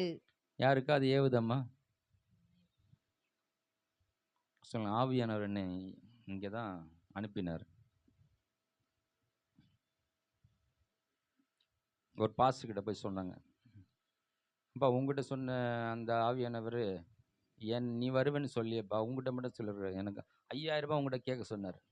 5000 ரூபாய் அந்த பாஸ்டர் சொன்னார். 5000 ரூபாய் என்கிட்ட நீங்கள் வந்து நீங்கள் கொடுப்பீங்கன்னு ஆண்டவர் சொன்னார். உங்ககிட்ட கேட்க சொன்னார். உங்ககிட்ட சொன்ன ஆண்டவர் என்கிட்ட சொல்லலன்னு சொல்லிட்டு அவர் அனுப்பிச்சார். அந்த சபையில் இருக்கிற விசுவாசி இவங்களுக்கு அந்த விசுவாசி வீட்டுக்கு போனார். ஆண்டவர் உங்ககிட்ட அனுப்பிச்சார் பாருங்க. அப்படிங்க இப்படி ஆண்டவர் அனுப்பிச்சார் சொன்னார்னு ஜனங்களோட மனநிலை பாருங்களேன். ஆண்டவரே சொன்னார்னு நினச்சிக்கிறது. அவர் போனார் அந்த வீட்டுக்கு. ஆண்டவர் உங்ககிட்ட தான் அனுப்பினார். உங்களுக்கு ரொம்ப சந்தோஷம். ஆண்டவர் எங்கள் வீட்டுக்கு அனுப்பிச்சார் உங்களை. ஒரு தேவ மனிதன் வந்துட்டார். அப்படி என்ன சொன்னார்? ஆண்டவர் உங்ககிட்ட 5000 ரூபாய் கேட்க சொன்னார், நீங்கள் கொடுப்பீங்கன்னு அவர் சொன்னார். உடனே அவங்களுக்கு ரொம்ப சந்தோஷம். ஆண்டவர் என்கிட்ட 5000 ரூபாய் வந்து உங்களுக்கு கேட்க சொன்னாரா? நான் கொடுப்பேன்னு வேற சொல்லிட்டார். எங்கே இருக்குது காசு? உடனே ஒரு நகையை கொண்டு போய் மாறவர் கடையில் வச்சு அவங்க 5000 ரூபாய் கொடுத்துட்டாங்க. இது அன்பு நெருக்கி ஏவுகிறதா? இவர் தேவைக்கு யார் மாட்டுறாங்க? ஆண்டவர் பேரை சொல்லிட்டு ஏமாத்துறது. இது ஒரு கூட்டம் இருக்கு. இது ஒரு அன்பு நெருக்கி ஏகுறதுன்னு என்ன தெரியுமா? இந்த தேவனுடைய அன்பை, நான் ஒரு பாவியா இருந்தேன், மோசமான ஒரு வாழ்க்கை வாழ்ந்தேன். அவர் அன்பை புரிந்து அவர் அறிந்து கொண்டதுனால இன்னைக்கு சந்தோஷமா, சமாதானமா, நான் ஆரோக்கியமா, சுகமா, ஆசீர்வாதம் வாழ்ந்து கொண்டு இருக்கிறேன். இப்போ என்னை போல் அநேகர் பாவத்தில், அக்கிரமத்தில், வியாதியில், பலவீனத்தில், தரித்திரத்தில் வாழ்ந்து கொண்டு இருக்காங்க. அவங்கள பார்க்கும்போது இந்த அன்பு எனக்காய், நான் பாவியா இருக்கும்போது மரித்த கிறிஸ்துவனுடைய அன்பு என்னை நெருக்கி ஏவுகிறது. எப்படி ஆகலும் இவர்களுக்கு நான் இயேசுவை அறிவிச்சிடணும், எப்படியாவது உங்கள் வாழ்க்கையை மாற்றுவதற்கு நான் உதவியாக இருந்தணும், எப்படியாவது இந்த தேவனை அறிஞ்சு கொண்டு இவங்க வாழ்க்கை மாறணும், உங்கள் வாழ்க்கையில் தரித்திரத்தை வெளியே வரணும், பாவத்தை விட்டு வெளியே வரணும்னு சொல்லி அன்பு நெருக்கி ஏவுகிறது. இதுதான் கல்வாரி புரிந்து கொள்ளுகிற வாழ்க்கை. கல்வாரி எனக்கு புரிஞ்சிட்டிங்கன்னா அவரை பற்றி உங்களால் சொல்லாமல் இருக்க முடியாதுங்க. அவரை பற்றி நீங்கள் மற்றவங்களுக்கு சொல்லாமல் இருக்க முடியாது. பார்க்குற மனிதனிடத்தெல்லாம் வேதனை பண்ணுற, கீழே இருக்க ஒரு பிச்சைக்காரனெல்லாம் பார்த்து ஒதுங்கி போகிறான், அவனை கூட நீங்கள் யோசிப்பீங்க, இவனுக்கு எப்படி சொல்லலாம், இவன் எதனால் பிச்சை எடுத்து கொண்டு இருக்கிறான்? இந்த தெய்வத்தை அறியாதபடினால தான். தேவ சாயலாய் உண்டாக்கப்பட்ட மனிதன் இதை எப்படி பார்ப்பார் ஆண்டவர்? ஒரு மனிதன் பிச்சை எடுத்து அம்மா தாயை டெய்லி போயிட்டு இருக்கிறான், இது ஆண்டவர் எப்படி பார்ப்பார் நினைக்கிறீங்க? தன் சாயலாய். அதாவது ஆண்டவர் மனிதனை படித்து நின்று பார்க்கும்போது தன்னையே பார்த்தாராம். தன்னையே தானே பிச்சை எடுக்கிற மாதிரி தானே அவருக்கு தோணும்.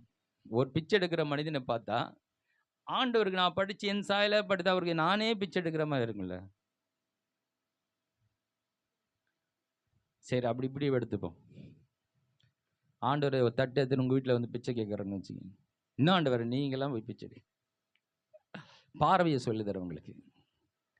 ஒரு தேவ மனிதனுடைய பார்வை அவன் ரொம்ப கீழே இருக்கிறான் ஒதுங்கி போகிறதில்ல, அவனை தேடி போய் அவனோட பேசணும். ஹல்லேலூயா. 38 வருஷமா ஒருத்த படுத்த படிக்கிறான், அவன் குளிச்சிருப்பானா? இப்போ யோசித்து பாருங்க, அவன் உடை எவ்வளோ அழுக்கா இருந்திருக்கு.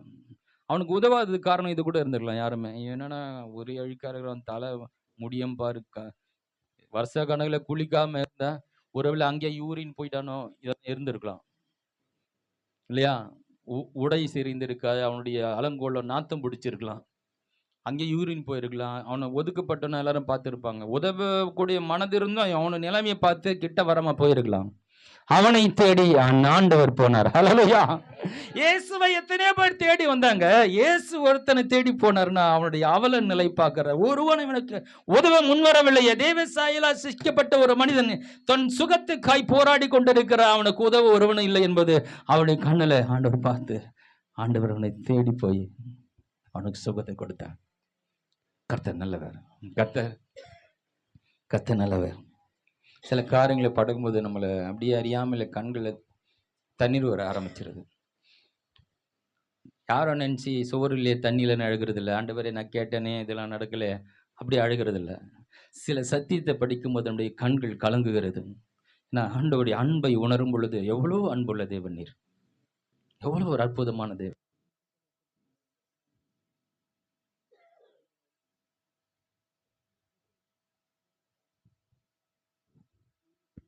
ஹல்லேலூயா. எல்லாத்துக்கும் எமர்ஜென்சி வச்சுருக்கணும். கொஞ்சம் உஷாராயிட்டேன் நான். இந்த மாதிரி மக்கார் பண்ண உடனே கொஞ்சம் உயரமாக்கி வச்சுக்கிறது.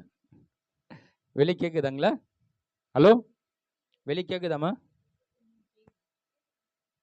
ஹல்லேலூயா. ஓகே. கர்த்தர் நல்லவர். ஹல்லேலூயா. அந்த நல்லவர் என்பதை படிக்க படிக்க நம்ம மேலே நம்ம ஒருத்தர் ரொம்ப நல்லவர்ன்றது புரிய புரிய நம்ம அவரை நம்ம அறியாமல் கிட்ட நெருங்க ஆரம்பிச்சிருவீங்க. அதான் அந்த பிசாசு ஏன் அவர் கெட்டவர் காரணம் நம்ம அவரை நெருங்க விடாமல் பண்ணுறதுக்கு தான் அது. ஆனால் அவர் நல்லவர்ன்றதை படிக்க படிக்க அவர்கிட்ட அப்படியே நெருங்கிட்டே இருக்கலாம் போல ஆயிடுது. அதை நம்ம படிக்கணும், கல்வாரி படிக்கணும். அதாவது நண்புள்ளவர் உச்சக்கட்டம் தான் அது. அவர் நல்லவர் என்பது வேதத்தில் எத்தனை இடத்துல காட்டியிருக்கிறாரு. ஆனால் அது உச்சக்கட்டம் எங்கன்னா கல்வாரியில் அந்தரத்தில் சதை பீக்கப்பட்டு தன்னுடைய எல்லா ரத்தத்தையும் சிந்தி முள்மூடி சூட்டப்பட்டவராய் வேதனை நிறைந்தவராய் 3 காயங்களுடன் அந்தரத்தில் தொங்கிக் கொண்டு 2 கரங்களை விரித்து உலகத்தை பார்த்தவர் ஒன்று சொல்கிறார், நான் உங்களை நேசிக்கிறேன், நான் உங்களை நேசிக்கிறேன், உங்களுடைய எல்லா பாவங்களை நான் மன்னித்து விட்டேன், பிதாவை இவருடைய பாவங்களை மன்னியுங்க.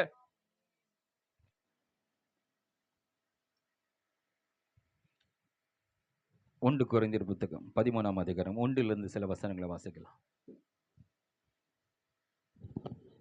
நான் மனுஷர் பாஷைகளை தூதர்கள் பாஷைகளை பேசினாலும், மனுஷர் பாஷைகளை பேசினாலும் தூதர் பாஷைகளை பேசினாலும் அன்பு எனக்கு இராவிட்டால் சத்தமிடுகிற வெண்கலம் போலவும், சத்தம் தான் வருது, ஒண்ணும் உள்ள ஒண்ணு இல்ல, சத்தம் இடுகிற வெண்கலம் போலவும் வெண்கலம் போல இருப்பா, ஓசை இடுகிற கைத்தாளம் போலவும் இருப்பேன். தான் பெருசா இருக்குது. அப்புறம் வாசிங்க.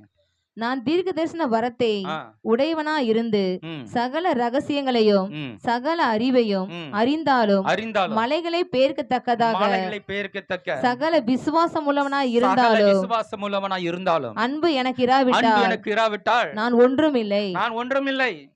வாசிங்க. எனக்கு உண்டான யாவற்றையும் நான் அன்னதானம் பண்ணினாலும், எல்லாருக்கும் சோறு போட்டாலும், என் சரீரத்தை சுட்டெரிக்கப்படுவதற்கு கொடுத்தாலும் அன்பு எனக்கு இராவிட்டால் எனக்கு பிரயோஜனம் ஒன்றுமில்லை. அன்பு நீடிய சாந்தமும். புரிஞ்சுங்க, இப்பதான் நம்ம கவனிக்கணும். அன்பு நீடிய சாந்தமும்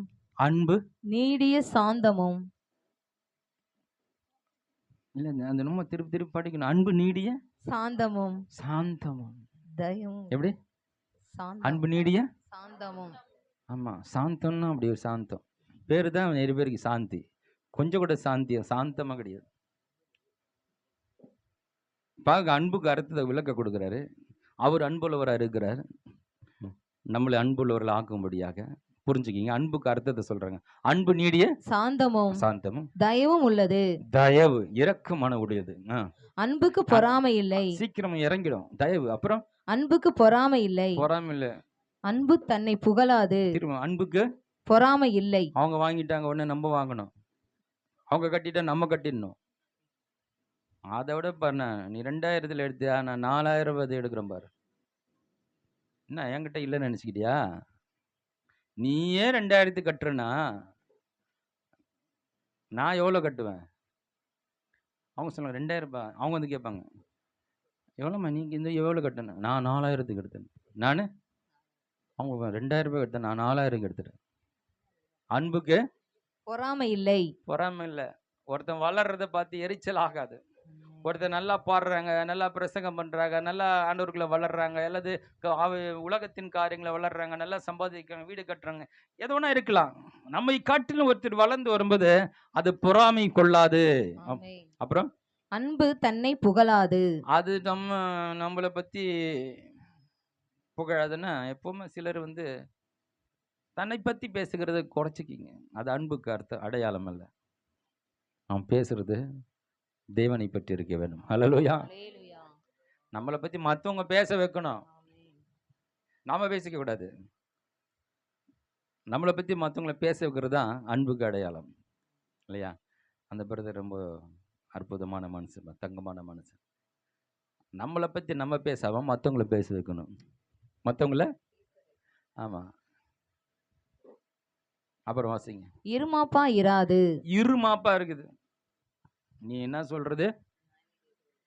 ஆமா, புரியுதா? நீங்க என்ன இதெல்லாம் நல்லா திரும்ப சொன்னதான் அதுக்கு இதெல்லாம் விளக்கு வரும். மறுபடியும் அன்பு இருமாப்பா இராது. அப்படின்னு என்ன? நீ என்ன சொல்றது? நீ சொல்லிட்ட நாங்க செய்யணுமா? நாங்க செய்யறதுதான் செய்வோம். நாங்க நிறைய பேருக்கு புரியுது, நல்ல பேருக்கு நல்லா புரியுது. இப்படி எல்லாம் எடுத்து அழகு ஒரு பாயிண்டா வைக்கும் போது அப்படியே ஒரு தோசை மேல சுட்டு ஒரு தோசை அடுக்கிற மாதிரி அப்படியே உட்காருது இறுதி இதில். அப்புறம் அயோக்கியமானதை செய்யாது. ஆமா, அயோக்கியமானது செய்யாது. ஆமா, நல்லது கரெக்ட் இல்ல தவறுன்னு தெரிஞ்சுக்கிட்டு அதை போய் செய்யாது. அன்பு அயோக்கியமானதை செய்யாது. அப்புறம் தற்பொழிவை நாடாது. மற்றவங்க நம்மளை வந்து புகழ்ந்து தள்ளணும்,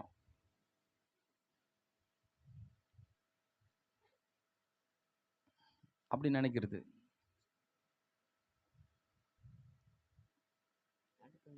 அப்படி புகழ்ந்து தள்ளுறாங்கன்னா உங்ககிட்ட எதுக்கு என்ன அர்த்தம்னா, உங்ககிட்ட எதனா கறக்கிறதுக்கு தான் சிலர் அப்படி பண்றது. அவருக்கு வீக்னஸ். பொங்கத்தாலும் ஒரு சந்தோஷம். நம்மளை பற்றி பெருசாக சொல்லுவாங்க, பிரதர் நீ உங்களை மாதிரி யாரும் இல்லை பிரதர்னா. உடனே இந்தா பரவாயில்ல, 100 தான் நான் கேட்டேன், இன்னைக்கு இந்தா வச்சுக்கோ.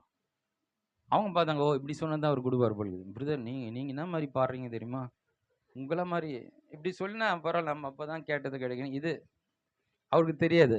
தற்பொழுது நாடுறது நம்முடைய பலகீனம். அப்புறம் சினமடையாது. சினமடையாது, இது ரொம்ப முக்கியமான பாயிண்ட். ரொம்ப ஆமாம்.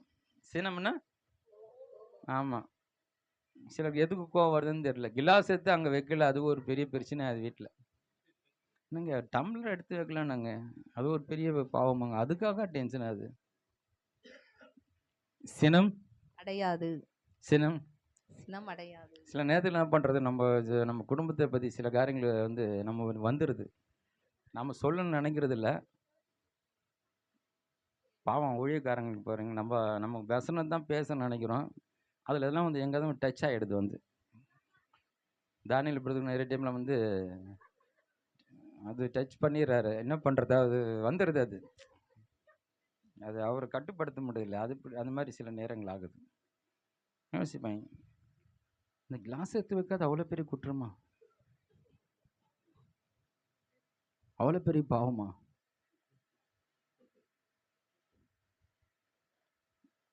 அன்பு சினமடையாது. அல்லேலூயா. அப்புறம் தீங்கு நினையாது. தீங்கு அடுத்தவங்களுக்கு தீங்கு நடக்கணும்னு நினைக்காது. அப்புறம் அந்நியத்தில் சந்தோஷப்படாமல், அநியாயத்தில் சந்தோஷப்படாமல். அடுத்தவங்களுக்கு கெட்டது நடந்தா அதுல உங்களுக்கு சந்தோஷம் பத்தியா? நான் அப்பயே சொன்னேன், நம்ம சொல்ல பேச்சு கேட்கல. அடுத்த கால் உடஞ்சா சந்தோஷம், இது தடிக்கு விழுந்தானே சிரிப்பாங்க, ஆஹான்னு சிலர். அவங்க தடிக்கு விழுந்ததில் இவங்களுக்கு ரொம்ப சந்தோஷம். பாவம், அவங்களுக்கு தான் காலுக்கு ஏதோ தடிக்கு விழுந்துட்டாங்க, இவங்க ஆக்கான்னு சிரிப்பாங்க. இது நிறைய கேரக்டர்ஸ் இருக்குது. அடுத்தவங்க தடிக்கு விழுது இவங்களுக்கு சந்தோஷம், அடுத்த நஷ்டமாவது சந்தோஷம். அப்புறம் சத்தியத்தில் சந்தோஷப்படும். ஆஹா, அருமையா இருக்குது. சத்தியத்தில் சந்தோஷப்படும். அல்லேலூயா. அன்பு சத்தியத்தில் சந்தோஷப்படுதா? சத்தியத்தை கேட்கும்போது, சத்தியத்தை பேசும்போது, சத்தியத்தை அது படிக்கும்போது சத்தியத்தில் சந்தோஷப்படுகிறது. இதுதாங்க சத்தியத்தில் சந்தோஷப்படுகிறது. அல்லேலூயா. இந்த சத்தியம் இயேசு கிறிஸ்து தான். இயேசு கிறிஸ்து அறிகிற அறிவில் பெருகும்போது அது நம்மளை சந்தோஷத்தில் நடத்துகிறது. சத்தியம் யாரும் இல்லை, இயேசு கிறிஸ்து தான். அப்புறம் சகலத்தையும் தாங்கும். சகலத்தையும் தாங்கும். எங்க தாங்கிறது? பாவம் ஆம்பளைங்க தான் பைய தூக்கி அவங்க கையில் கொடுத்து நீ சுமந்து வான்றது. இவங்க 10 மாதம் சுமக்கிறதோட சரி. பார்க்குறேன், என்னடா இவங்க 10 மாதம் சுமந்தாங்க, மித்த மாதம்லாம் நான் ஆம்பளைங்க தான் சுமந்துட்டு வராங்க தூக்கின்னு. எங்கே தாங்கிறது? இவங்க தான் தாங்கிறாங்க. சில வீட்டில் அப்பாக்கள் அம்மாக்களாக மாறிடுறாங்க. நீ 10 மாதம் சுமந்தப்பா, நான் அது கடைசி வரைக்கும் நான் சுமந்துட்டு வரேன்னு சுமந்துட்டு போகிறாங்க. சகலத்தையும் தாங்கும். ஆமாம், எல்லாத்தையும் தாங்குது. எல்லாத்தையும் தாங்குது. எல்லாத்தையும் தாங்கிக்கிறது. அவமானத்தை தாங்குது. யார் என்ன சொன்னாலும் தாங்கிறது. அதெல்லாம் பெருசுப்படுத்துறது இல்லை. எல்லாத்தையும் தாங்கக்கூடியது அன்பு. அப்புறம் சகலத்தையும் விசுவாசிக்கும். சகலத்தையும் விசுவாசிக்கும். ஆமா, ஒரு காரியத்தை சொன்ன நம்புறது இல்லை. அப்படியா, நீ வந்து என்கிட்ட வந்து பொய் சொல்ற, உண்மையை சொல்லு. நீ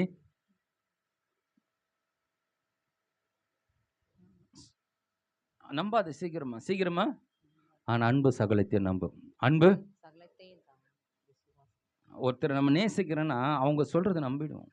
அவங்க பொய் கூட சொல்லுவாங்க, ஆனா அது நம்பும். அதுக்கு தான் அன்பு. சில வந்து இந்த கேள்விப்பட்டிருக்கிறேன், இந்த காதல் பண்ணும்போது அளந்து விடுவாங்க. அவங்களும் அளந்து விடுவாங்க, இவங்களும் அளந்து விடுவாங்க. அந்த அளந்து விடுறது இவங்களாம் நம்பின்னு உட்காந்துருப்பாங்க. அப்புறம் தான் தெரியும் கல்யாணம் பார்த்தான். நான் அப்படி சொன்னாங்க, இது இருக்கு நாங்கள் அது இருக்கு நாங்கள், ஒன்றுமே இல்லை. போட்டுனுக்கிற நகை கூட ஒன்றுமே இல்லை, அது கூட கவரிங் தான். இப்படி அளந்து விடுறதெல்லாம் ஏன் நம்புறாங்கன்னா அன்பு. ஒரு அன்பு இருக்கிறதுனால தான் அவங்க சொல்ற பொய்ய கூட நம்புறாங்க. ஹலோ, அன்பு சகலத்தையும் விசுவாசிக்குது பாருங்க. இது அப்படியே ஏத்துக்கிறது. அதே நமது பொய்ய கூட நம்புது. அப்புறம் சகலத்தையும் நம்பும். சகலத்தை நம்பும். சகலத்தையும் சகிக்கும். சகலத்தையும் சகிக்கும். சகிக்கும். அன்பு ஒரு காலம் ஒழியாது. அன்பு ஒரு காலம் ஒழியாது. அந்த ஒழியாத அன்பு தாங்க தேவனுடைய அன்பு. அல்லேலூயா. ஆமென். ஒரு மனிதன் உண்மையாய் கர்த்தராகிய இயேசு கிறிஸ்து மரணத்தை கல்வாரியை விசுவாசிக்கும் போது அவனுக்குள்ள என்ன வருகிறது? ஒரு உண்மையான அன்பு வருகிறது. அந்த அன்பு ஒழியாத ஒரு அன்பு. அந்த அன்பினுடைய பரிமாணங்களை இப்ப படிச்சோம். அதனுடைய விளைவுகளை பார்த்தோம். அது எப்படியெல்லாம் தாங்குது, சகிக்குது, அது விசுவாசிக்குது, என்ன செய்யலாம் பார்த்தோம். இதை போய் வீட்டில் பொறுமையா படிங்க. படிச்சு ஆண்டவரே எதிலெல்லாம் நான் குறையப்பட்டிருக்கேன், இன்னும் நான் அறிஞ்சிக்கணப்பா, இன்னும் உங்களுடைய அன்பு எனக்கு புரியாதனால தான் இந்த மாதிரி காரியங்கள் எனக்குள்ள இருக்கிறது. அவர் அன்பு புரிஞ்சிச்சுன்னா நீங்க இந்த அன்பு உங்களுக்குள்ள வந்துடும். இந்த அன்பு நேரம் கடந்து போச்சு. சுருக்கமாக 2 காரியத்தை சொல்லி முடிக்கிறேன். நிறைய வசனங்கள் இருக்கு, நேரம் இல்லை. என்ன சொல்ல வருகிறேன் என்றால், குற்றவாளியா குற்றப்படுத்துகிறவன், அந்த வசனத்தை வாசிக்கலாம். 1 யோவான் புத்தகம் 38 அதிகாரம் 1 யோவான் 3 அதிகாரம் 8வது வசனம். ஒரு 5 நிமிஷம் எடுத்துக்கலாமா? பிளைட் கிட்டாரம் போல இல்ல. பாவம் செய்கிறவன் பிசாசினால் உண்டாயிருக்கிறான். ஏனெனில் பிசாசானவன் ஆதி முதல் பாவம் செய்கிறான். ஆதி முதல் பாவம் செய்கிற பிசாசு என்ன செய்கிறானா, மனிதன் என்ன பண்றான்? பாவம் செய்கிறானா மாற்றி அவன் ஒரு குற்றவாளி. அவன் ஒரு பாவம் செய்கிறவன் ஒரு குற்றவாளி. மனிதனை பாவம் செய்ய வைத்து அவனை குற்றவாளிகளை மாற்றி அவனை ஓயாமல் குற்றப்படுத்துகிறான். வெளிப்படுத்தின 12ஆம் அதிகாரம் 10வது வசனம். அவனுடைய வேலை என்ன? பாவம் செய்ய வச்சிட்டு அத்தோட விட்டுறதுல குற்றப்படுத்திட்டே இருக்குது. அப்பொழுது வானத்திலே ஒரு பெரிய சத்தம் உண்டாகி இப்பொழுது ரட்சிப்பும் வல்லமையும் நமது தேவனுடைய ராஜ்யமும் அவருடைய கிறிஸ்துவின் அதிகாரமும் உண்டாயிருக்கிறது. இரவும் பகலும் நம்முடைய தேவனுக்கு முன்பாக நம்முடைய சகோதரர் மேல் குற்றம் சுமத்தும் பொருட்டு அவர்கள் மேல் குற்றம் சாட்டுகிறவன் தள்ளப்பட்டு போனான். இது பிசாசை குறித்து சொல்லுகிற ஒரு வசனம். ஓயாமல் என்ன பண்றானா, குற்றம் சாட்டினே இருக்குது. அவங்க இதை பண்ணா, இதை பண்ணா, இவன் இதை செஞ்சான், அதை செஞ்சான், இவனுக்கு இந்த தண்டனை கொடுன்னு குற்றப்படுத்திட்டே இருக்கிறான். குற்றப்படுத்துறது ஒரு வேலை. ஆனா ஒருத்தர் இருக்கிறாரு, அவரை பத்தி உங்களுக்கு சொல்றேன். எடுத்து வாசிக்கலாம்.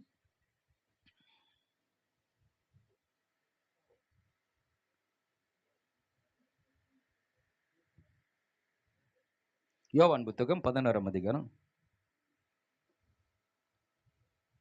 16:8. அவர் வந்து பாவத்தை குறித்தும் நீதியை குறித்தும் நியாய தீர்ப்பை குறித்தும் உலகத்தை கண்டித்து உணர்த்துவார். பரிசுத்த ஆவியானவருக்கும் பிசாசுக்கும் உள்ள வித்தியாசம். இயேசு உலகத்தை மரித்து பரலோகத்துக்கு போன பிறகு அவர், நான் போகிறது உங்களுக்கு நலமா இருக்கும், நான் போய் உங்களை வரை தேற்றவாளன் அனுப்புவேன்னார். கடைசி காலத்தில் மாம்சமான யாவரும் மீதும் என்னுடைய ஆவியை ஊற்றுவேன் சொன்ன பரிசுத்த ஆவியினர் பெந்தெகோஸ்து நாளில் இந்த பூமியில இறங்கி வந்தார். யாரெல்லாம் இந்த இயேசு கிறிஸ்துவை விசுவாசிக்கிறார்களோ அவர்களுக்குள்ளாய் பரிசுத்த ஆவியினர் வந்து வழி நடத்துகிறார் இல்லையா? அந்த பரிசுத்தாவுடைய வேலையை பற்றி சொல்லப்படுகிறது. மறுபடியும் வாசிங்க. அவர் வந்து பாவத்தை குறித்தும் நீதியை குறித்தும் நியாய தீர்ப்பை குறித்தும் உலகத்தை கண்டித்து உணர்த்துவார். பரிசுத்தாவுடைய வேலைனா நீ செய்யற உங்களுடைய தவறுகளை கண்டித்து உணர்த்துவார். மனம் திரும்புவதற்காக. புரிஞ்சுக்கிங்க, நீங்கள் அதிலே தவறு, இது நீங்கள் செய்வது தவறு என்று கண்டித்து உணர்த்துவார். ஏன்னா நீ அதெல்லாம் திருந்தணுன்றதுக்காக. இது பரிசுத்த ஆவியினோட வேலை. முதல் வசனத்தை வாசித்தோம். அவர் ஓயாமல் குற்றம் சாட்டுகிறவன். அவன் உன்னை பாவத்திலிருந்து உன்னை உணர்த்தி மனம் திரும்புவதற்கு நேரம் நடத்துகிறவன் அல்ல. நல்லா புரிஞ்சுக்கிங்க. உங்களுக்கு தப்பு, இது தவறுன்னு உங்களுக்கு உணர்த்தப்பட்டால் அது பரிசுத்த ஆவியானால உண்டாகிற ஒரு வழி நடத்துதல். உன் மனசாட்சி உனக்குள்ள குற்றப்படுத்திட்டு இருக்கு. நீ இதை செஞ்சல, அதான் உனக்கு, நீ இந்த தப்பு செஞ்சல, நீ இந்த பாவத்தை பண்ணலன்னு சொல்லி உன்னை குற்றவாளியை குண்டிலே நிறுத்தி காட்டி கொண்டு இருக்கிறோன்னு பிசாஸ். நல்லா புரிஞ்சுக்கிங்க. இதுல நான் 2 மிஸ் ஆகிறது உண்டு. நான் பிசாசு பேசுறது ஆண்டவர் பேசுறேன்னு நினைச்சுக்கிறேன். பிசாசுடைய வேலை நீங்கள் மனம் திரும்பாதபடிக்கு உங்களை குற்றப்படுத்தி குற்றவாளியாக வச்சிருக்கிறது. மனம் திரும்பாத உங்களை குற்றமா உங்களை ஆக்கி என்ன பண்றது, இன்னும் என்ன பண்ணும், கொஞ்சம் கொஞ்சமா உன்னை மேலும் பாவத்தை செய்ய வச்சு, ஒரு பாவத்தை செய்ய குற்றவாளி ஆக்கி திரும்பி அந்த பாவத்திலே மறுபடியும் தள்ளி உங்களுக்கு இருதயத்தை கடினமாக்கி, இருதயத்தை அது ஒரு கட்டத்துக்கு போகும்போது இவங்க இருதயம் கடினமாகி இருதயம் கல்லாக்கப்படும். இருதயம் ஆமா. அந்த தவறுன்ற கொஞ்சம் அந்த குற்ற உணர்வு இல்லாத ஒரு நிலைக்கு போயிடுவாங்க இவங்க. இவங்க தான் செய்றது தான் கரெக்ட்ன்னு போடுவாங்க. இவங்க தான் நீதிமான்கள். இவ்வளவுதான் நீதிமான்கள் அல்ல, பாவிகள ஆமா. இவர்களை ஆண்டவர் ரட்சிக்க முடியாது. இவர்களை ஏன்னா இவங்க சாத்தானாவா மாறி போனவர்கள். இவங்க அடுத்த கட்டத்துக்கு கொண்டு போவோம். ஃபர்ஸ்ட் கர்த்தர் நல்லவர்னு தேவனை பிரிக்கிறது. 2வது நம்மள பாவம் செய்ய வச்சு நம்மள குற்றவாளியாவே வச்சிருக்கிறது. குற்றவாளிய அதுக்கு கட்டம் நான் தப்பு செய்ய வச்சு மேல மேல அந்த பாவத்தை செய்ய வச்சு உங்கள் இருதயத்தை கடினமாக்கி தவறுன்றதே உங்களுக்கு உணராதபடிக்கு நீங்க செய்யறதுதான் நியாயம் என்ற நிலைக்கு உங்களை கொண்டு போவாங்க. நீங்கள் தான் ஒரு உலகத்துல தேவன் சொன்ன நீதிமான். தேவனால் நீதிமான் ஆக்கப்பட்டவர்கள் அல்ல இவர்கள். நாங்கள் செய்கிறது தான் கரெக்ட் நினைச்சிருக்க நீதிமான்கள். இவங்கள் முற்றிலும் பிசாசுனால பீடிக்கப்பட்ட பிசாசுடைய சிந்தையால் நிறைந்தவர்கள். பிசாசும் மாறிவாங்க. பிசாசு அவன் ரொம்ப ஈஸியா அவன் நினைக்கிறது இவங்களை வச்சு செய்வான். அதுதான் கொடூரமான மனித கொலைகள் எல்லாம் நடக்கிறது காரணம். ஒரு ஒரு அம்மா ஒரு குழந்தைய போட்டு எட்டி எட்டி மிதிக்குது, சின்ன குழந்தை. அந்த வீடியோ பார்க்கும்போது வேதனையா இருக்கு. இது இப்படிதான் பண்ண முடியுமா? ஒரு சின்ன குழந்தைய இப்படிலாம் கொடூரப்படுத்த முடியுமா? அது பிசாசா மாறி போட்டு பிசாச அது கொஞ்சம் ஈவி இறக்கம் இல்லை. அன்பு சகலத்தையும் தாங்க, சகலத்தை கொடுக்கும். அந்த அன்பு இல்லை பாருங்க.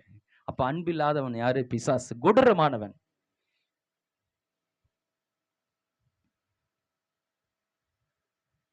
சகல பாவத்தை குறித்து கண்டித்து உன்னை திருத்துறதான் பரிசுத்த ஆவியானவரோட வேலை. நீ பாவம் செய்யும் போதெல்லாம் நீ செஞ்சது தப்பு, மனம் திரும்ப என்று சொல்லுகிறவர் பரிசுத்த ஆவியானவர். ஆனா பிசாசு நீ சொன்னதே சொல்லி செஞ்சல, அதுக்கு தான் அது இப்படியே சொல்லி உன்னை குற்றவாளியா வச்சுட்டு இருப்பான். உன்னை மனம் திரும்பாதபடி பார்த்துக்கொள்வான். இது பிசாசுடைய வேலை. அதனால நீங்க ரெண்டுத்துக்கும் வித்தியாசம் தெரிஞ்சுங்க. உங்களுக்கு குற்ற உணர்வு இருந்துகிட்டே இருக்கா? ஏதோ ஒரு பாவத்தை உலகத்துல செஞ்சு இருக்கலாம், எப்பவோ செஞ்சிருக்கலாம். அதை பிசாசு சொல்லி நீ இதை செஞ்சல, இதனாலதான் உனக்கு இது கிடைக்கல, இதுதான் உனக்கு நடக்கலன்னு சொல்லி உன்னை குற்றவாளியா வைத்திருக்கிறனா, அது பிசாசுடைய சத்தம். உன் தவறுகளை சுட்டி காட்டி நீ மனம் திரும்பி உனக்காய் ஒரு ரத்தம் சிந்தப்பட்டு இருக்கிறது. நீ மனம் திரும்பினால் உனக்கு பாவ மன்னிப்பு. உன்னை மன்னிச்சு அவர் சொந்த பிள்ளையாய் நீதிமானாய் மாற்றுகிற ஒரு தேவன் உனக்காக காத்துக்கணும். உடனே மனம் திரும்புன்னு சொல்லி பாவத்தை கண்டித்து உணர்த்துகிறவர் பரிசுத்த ஆவியானவர். லூக்கா 5:32 வாசித்து முடிக்கலாம். நிறைய வசனங்களை வாசிக்க முடியல, கடைசியாக அதை வாசித்து முடிக்கலாம். லூக்கா 5:32 நீதிமான்களை அல்ல அல்ல பாவிகளையே மனம் திரும்புவதற்கு கொடுத்துறாரு. ஸ்டேட்மெண்ட் கொடுத்துறாரு. இங்க ஒரு கூட்டம் இருக்குது, அது தான் பண்றதும் கரெக்ட்னு நினைச்சு பண்ணிட்டு இருக்குது. அதை பத்தி கொஞ்சம் கூட யோசிக்கல. கொஞ்சம் கூட நாம் செய்யறது தவறா சரியானு கூட யோசிக்க முடியாத ஒரு நிலைக்கு பிசாசுடைய சிந்தையால் நிறைந்து பிசாசாவா மாறி கொடூரமான மனிதர்கள் அந்த உலகத்துல மாறினவர்கள் உண்டு. அவர்களை ரட்சிக்க இயேசு இந்த உலகத்துல வரல. மனம் திரும்புகள், பரலோக ராஜ்யம் சமீபித்திருக்கிற சொல்லி அந்த பரிசுத்த ஆவியினுடைய சத்தத்தை கேட்டு தன்னுடைய தவறை உணர்றம் பாருங்க, அவங்களை ரட்சிக்கிறார் ஆண்டவர். ஹல்லேலூயா. இந்த இயேசு வண்டை வருவதற்கு என்ன தெரியுமா தகுதி? அவர் உங்களுடைய பாவத்தை உணர்த்தும் போது, ஆமா நான் செஞ்சது தவறுதான் ஆண்டவரே, நான் திருந்த விரும்புகிறேன், மாற விரும்புகிறேன்னு ஒருத்தர் நினைக்கிறான் பாருங்க, நீ பரிசுத்த ஆவியினருக்கு இடம் கொடுக்கிறாய். உன் மனம் திரும்புதல் ஆண்டவர் ஏற்று உன்னை மன்னித்து நீதிமானாய் மாற்ற அவர் ரெடியா இருக்கிறார். நான் செய்யறதான் செய்வேன், நான் பண்றதுதான் கரெக்ட்ன்றது ஒரு பிசாசின் குணம். உங்களுக்கு யாராவது உங்களை தவறுகளை சுட்டி காட்டுனா அவங்களை எதிர்த்து பேசாதீங்க. சிலருடைய குணம் அப்படி இருக்கு. நீ செஞ்சு தவறுன்னு சொன்னா உடனே ரிப்பீட் பண்ணி அவங்கள அடிக்கிறது. நீ பொறுத்துந்து அடிக்கிறது, அப்படியே ரிப்பீட்டு. அவன் நம்மளை குற்றப்படுத்தாங்களா, அவங்க என்ன பண்றதுன்னு பார்த்துங்க. நேரம் நீ இது பண்ணல, உங்களுடைய குற்றங்கள் சுட்டி காட்டப்படும் பொழுது அது நமக்குள்ள இருக்கா? நம்ம உண்மையில அதை செய்யறோமா? நம்ம திருத்திக்கிட்டா வளர ஆரம்பிச்சிடும். உங்கள் குற்றங்களை யாராவது உணர்த்தும் போது அது நம்மகிட்ட இருக்கான்னு பார்க்குற உங்க மனநிலையிலனா நீங்கள் மாற முடியாது. உங்களால் மாற்றிக்கொள்ள முடியாது. ஒரு நீ கர்த்தரை பேசும்போது உங்களால் ஏற்றுக்கொள்ள முடியாது, கர்த்தர் உங்களை உணர்த்த மட்டும் ஏற்றுக்கொள்ள முடியாது இல்லையா? கடவுள் வந்து ஒரு ஒரு யாரை கொண்டு வேணாலும் பேசலாம். யாரை கொண்டு வேணாலும், ஒரு சின்ன குழந்தை கொண்டு கூட நம்ம கூட பேச சில நேரங்களில் நம்ம தவறு அந்த குழந்தைய சுட்டி காட்டுனா நம்ம அதை ஏற்றுக்கணும். ஆமாம், அந்த குழந்தை சொல்றது நம்ம செஞ்சது தவறு தான், ஏற்றுக்க தயாரிக்கணும். குழந்தை சொல்றது நீனா சொல்றது இல்லை, யார் சொன்னாலும் நம்மேல் குற்றங்கள் இருக்குமானால் அதை மனம் திரும்ப தயாராக இருந்தா கர்த்தர் உங்களோட பேசுவார். ஹல்லேலூயா. இந்த தேவனை ஏற்றுக்கொள்ள என்ன தகுதி? தன் தவறை உணரக்கூடிய ஒரு மனநிலை இருப்பவனே ஆண்டவர் ரட்சிப்பது எளிதாய் இருக்கிறது. எளிதாய் இருக்கிறது. 3 காரியங்களை சொன்னேன். 1, தேவன் கெட்டவர் என்று காண்பித்து மனிதனை தேவனிடத்தில் பிரிக்கிறது அவனுடைய பிரதான திட்டம். அதை கல்வாரி சிலுவையில் உடைக்கிறாரு. ஆண்டவர் உங்களை நேசிக்கிறார் என்பதை கல்வாரி சிலுவையில் ரத்தம் சிந்து மறித்து 2 கரங்களை விரித்து உலகத்துக்கு நடுவாய் தொங்கி இந்த உலகத்தை மக்களை நேசிக்கிறார் என்பதை வெளிப்படுத்திட்டார். ஆமாம், குற்ற உணர்வை பாவத்தில் ரத்தத்தினாலே மீட்பு உண்டாகுது, நமக்கு பாவ மன்னிப்பு உண்டாகிறது. அவர் கல்வாரி சிலுவையில் தொங்கும்போது பிதா இவர்களை மன்னிச்சிருங்க பண்ணிட்டார். நான் பலியாயிட்ட இவர்களுக்காக நீங்க இவ்வளவு மன்னிச்சிடும் சொல்லி என்ன பண்ணிட்டாரு? அந்த குற்ற உணர்வுகளை வெளியே கொண்டு வந்துட்டார். இதை வச்சுதான் ஏமாத்திருந்தா அவன் தலை நசுக்கப்பட்டது. தவறு. ஆமா, இன்னொரு கூட்டம் இருக்குது. ஆண்டவர் சொல்லிட்டாரு இவங்களுக்காக நான் வரலன்ட்டார். இவங்களுக்காக வரல. ஒருவேளை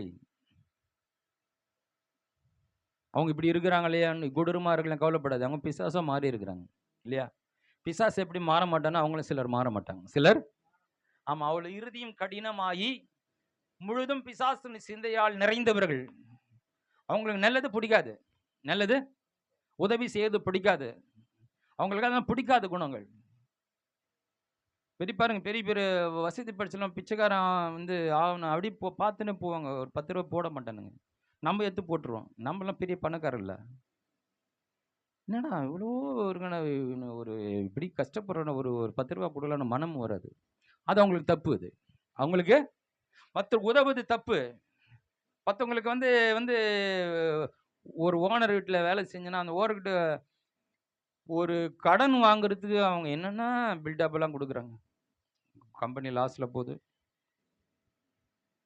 2 கோடி 3 கோடியில் வீடு வாங்கி வச்சுருப்பாங்க. கஷ்டன்னு போய் ஒரு லட்ச ரூபா உதவி கொடுனா இவர் ரொம்ப கஷ்டத்தில் போய் கொண்டு இருக்கிறது, ரொம்ப லாஸில் இருக்குது, இதுக்கு பணம் கட்டணும் அது கட்டணும். என்னன்னா உதவி செய்ய மனம் இல்லை, உதவி செய்ய இறுதியும் கடினமாக்கப்பட்டது. ஐயோ, நம்ம கிட்ட வேலை செய்கிற இத்தனை வருஷம் நம்ம இருக்கிறாங்களா, இவங்க நிலை மாறணும் இல்லை, இப்படியே வேலைக்காரன் இருக்கக்கூடாதா? இவங்களுக்கு வாழ்க்கை மாறுறதுக்கு நம்ம இத்தனை வருஷம் நம்மளை நம்பி வாழ்ந்துட்டாங்களே, இவங்க லைஃப் நல்லா இருக்குமே, இவங்களுக்கு ஏதாவது மேலே வர்றதுக்கு ஏதாவது பண்ணுவோன்னு நினைக்கிறானே எந்த ஓனர்? கல்லாய் மாறி போன இருதயங்கள். சிலர் பிசாச மாறிட்டாங்க, உதவ மண் வர்றதில்ல, சிலர் கொள்றது. இப்படி அவர்கள் தங்களை நீதிமான் என்று எண்ணிக்கொண்டவர்கள் அந்த நீதிமான்களை அல்ல பாவைகளை ரட்சிக்கும்படி இயேசு கிறிஸ்து உலகத்திலே வந்தா. யாரெல்லாம் தன்னுடைய தவறை உணரக்கூடியவர்களா இருக்கிறார்களோ இயேசுடைய கரம் உங்களை அழைத்து கொண்டு இருக்கிறது. வா மகனே, நீ எப்படிப்பட்ட பாவத்தை செஞ்சாலும் சரி, எவ்வளோ அக்கிரமத்தை செஞ்சாலும் சரி, என்கிட்ட வந்துரு, அப்படியே வந்துரு. இது ஆண்டோடைய ஸ்பெஷாலிட்டி என்ன தெரியுமா? மற்ற இடத்துல எல்லாம் சரி பண்ணிட்டு தான் போகணும். இதை விட்டுட்டு வரணும், அதை விட்டுட்டு வரணும், சுத்தபத்தமாக வரணும், அப்படி வரணும், பல கண்டிஷன் இருக்குது. ஆண்டவருடைய அழைப்பு எப்படி இருக்குன்னா, நீ எப்படின்னா இரு, எவ்வளோ பாவியானா இரு, அசுத்தமாக கூட இரு, நீ அப்படி என்கிட்ட வந்துரு, நான் உன்னை கழுவிடுறேன், நான் உன்னை சுத்தமாக்கிடுறேன், நான் உன்னை நீதிமானாய் மாத்துறேன். நீ மாத்துக்க முயற்சி பண்ணது, அது உன்னால முடியாது. நீ கரெக்ட் ஆகிட்டு வரணும், என்கிட்ட ஜென்மத்துக்கு வர முடியாது, உன்னால கரெக்ட் ஆகவும் முடியாது. பிசாசு உன்னை விட மாட்டான். உன்னுடைய முயற்சியில உன்னை பரிசுத்தமான நீதிமான வாழ பிசாசு விட மாட்டான். ஆனா என்னுடைய கரத்துக்குள்ள வந்து விட்டான்,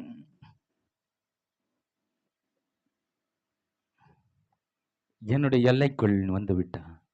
நான் உன்னை பரிசுத்தமாக்கிடுவேன், உன் பாவத்தை கழிவிடு, நான் ரட்சிப்பேன், உன்னை ஆசீர்வதிப்பேன், உயர்த்துவேன், மேன்மைப்படுத்துவேன். கண்களை மூடுவோம். பாவி என்று உன்னை அவர் தள்ளவே மாட்டார், ஆவலாய் உன்னை இயேசு அழைக்கிறாரே. பாவி என்று உன்னை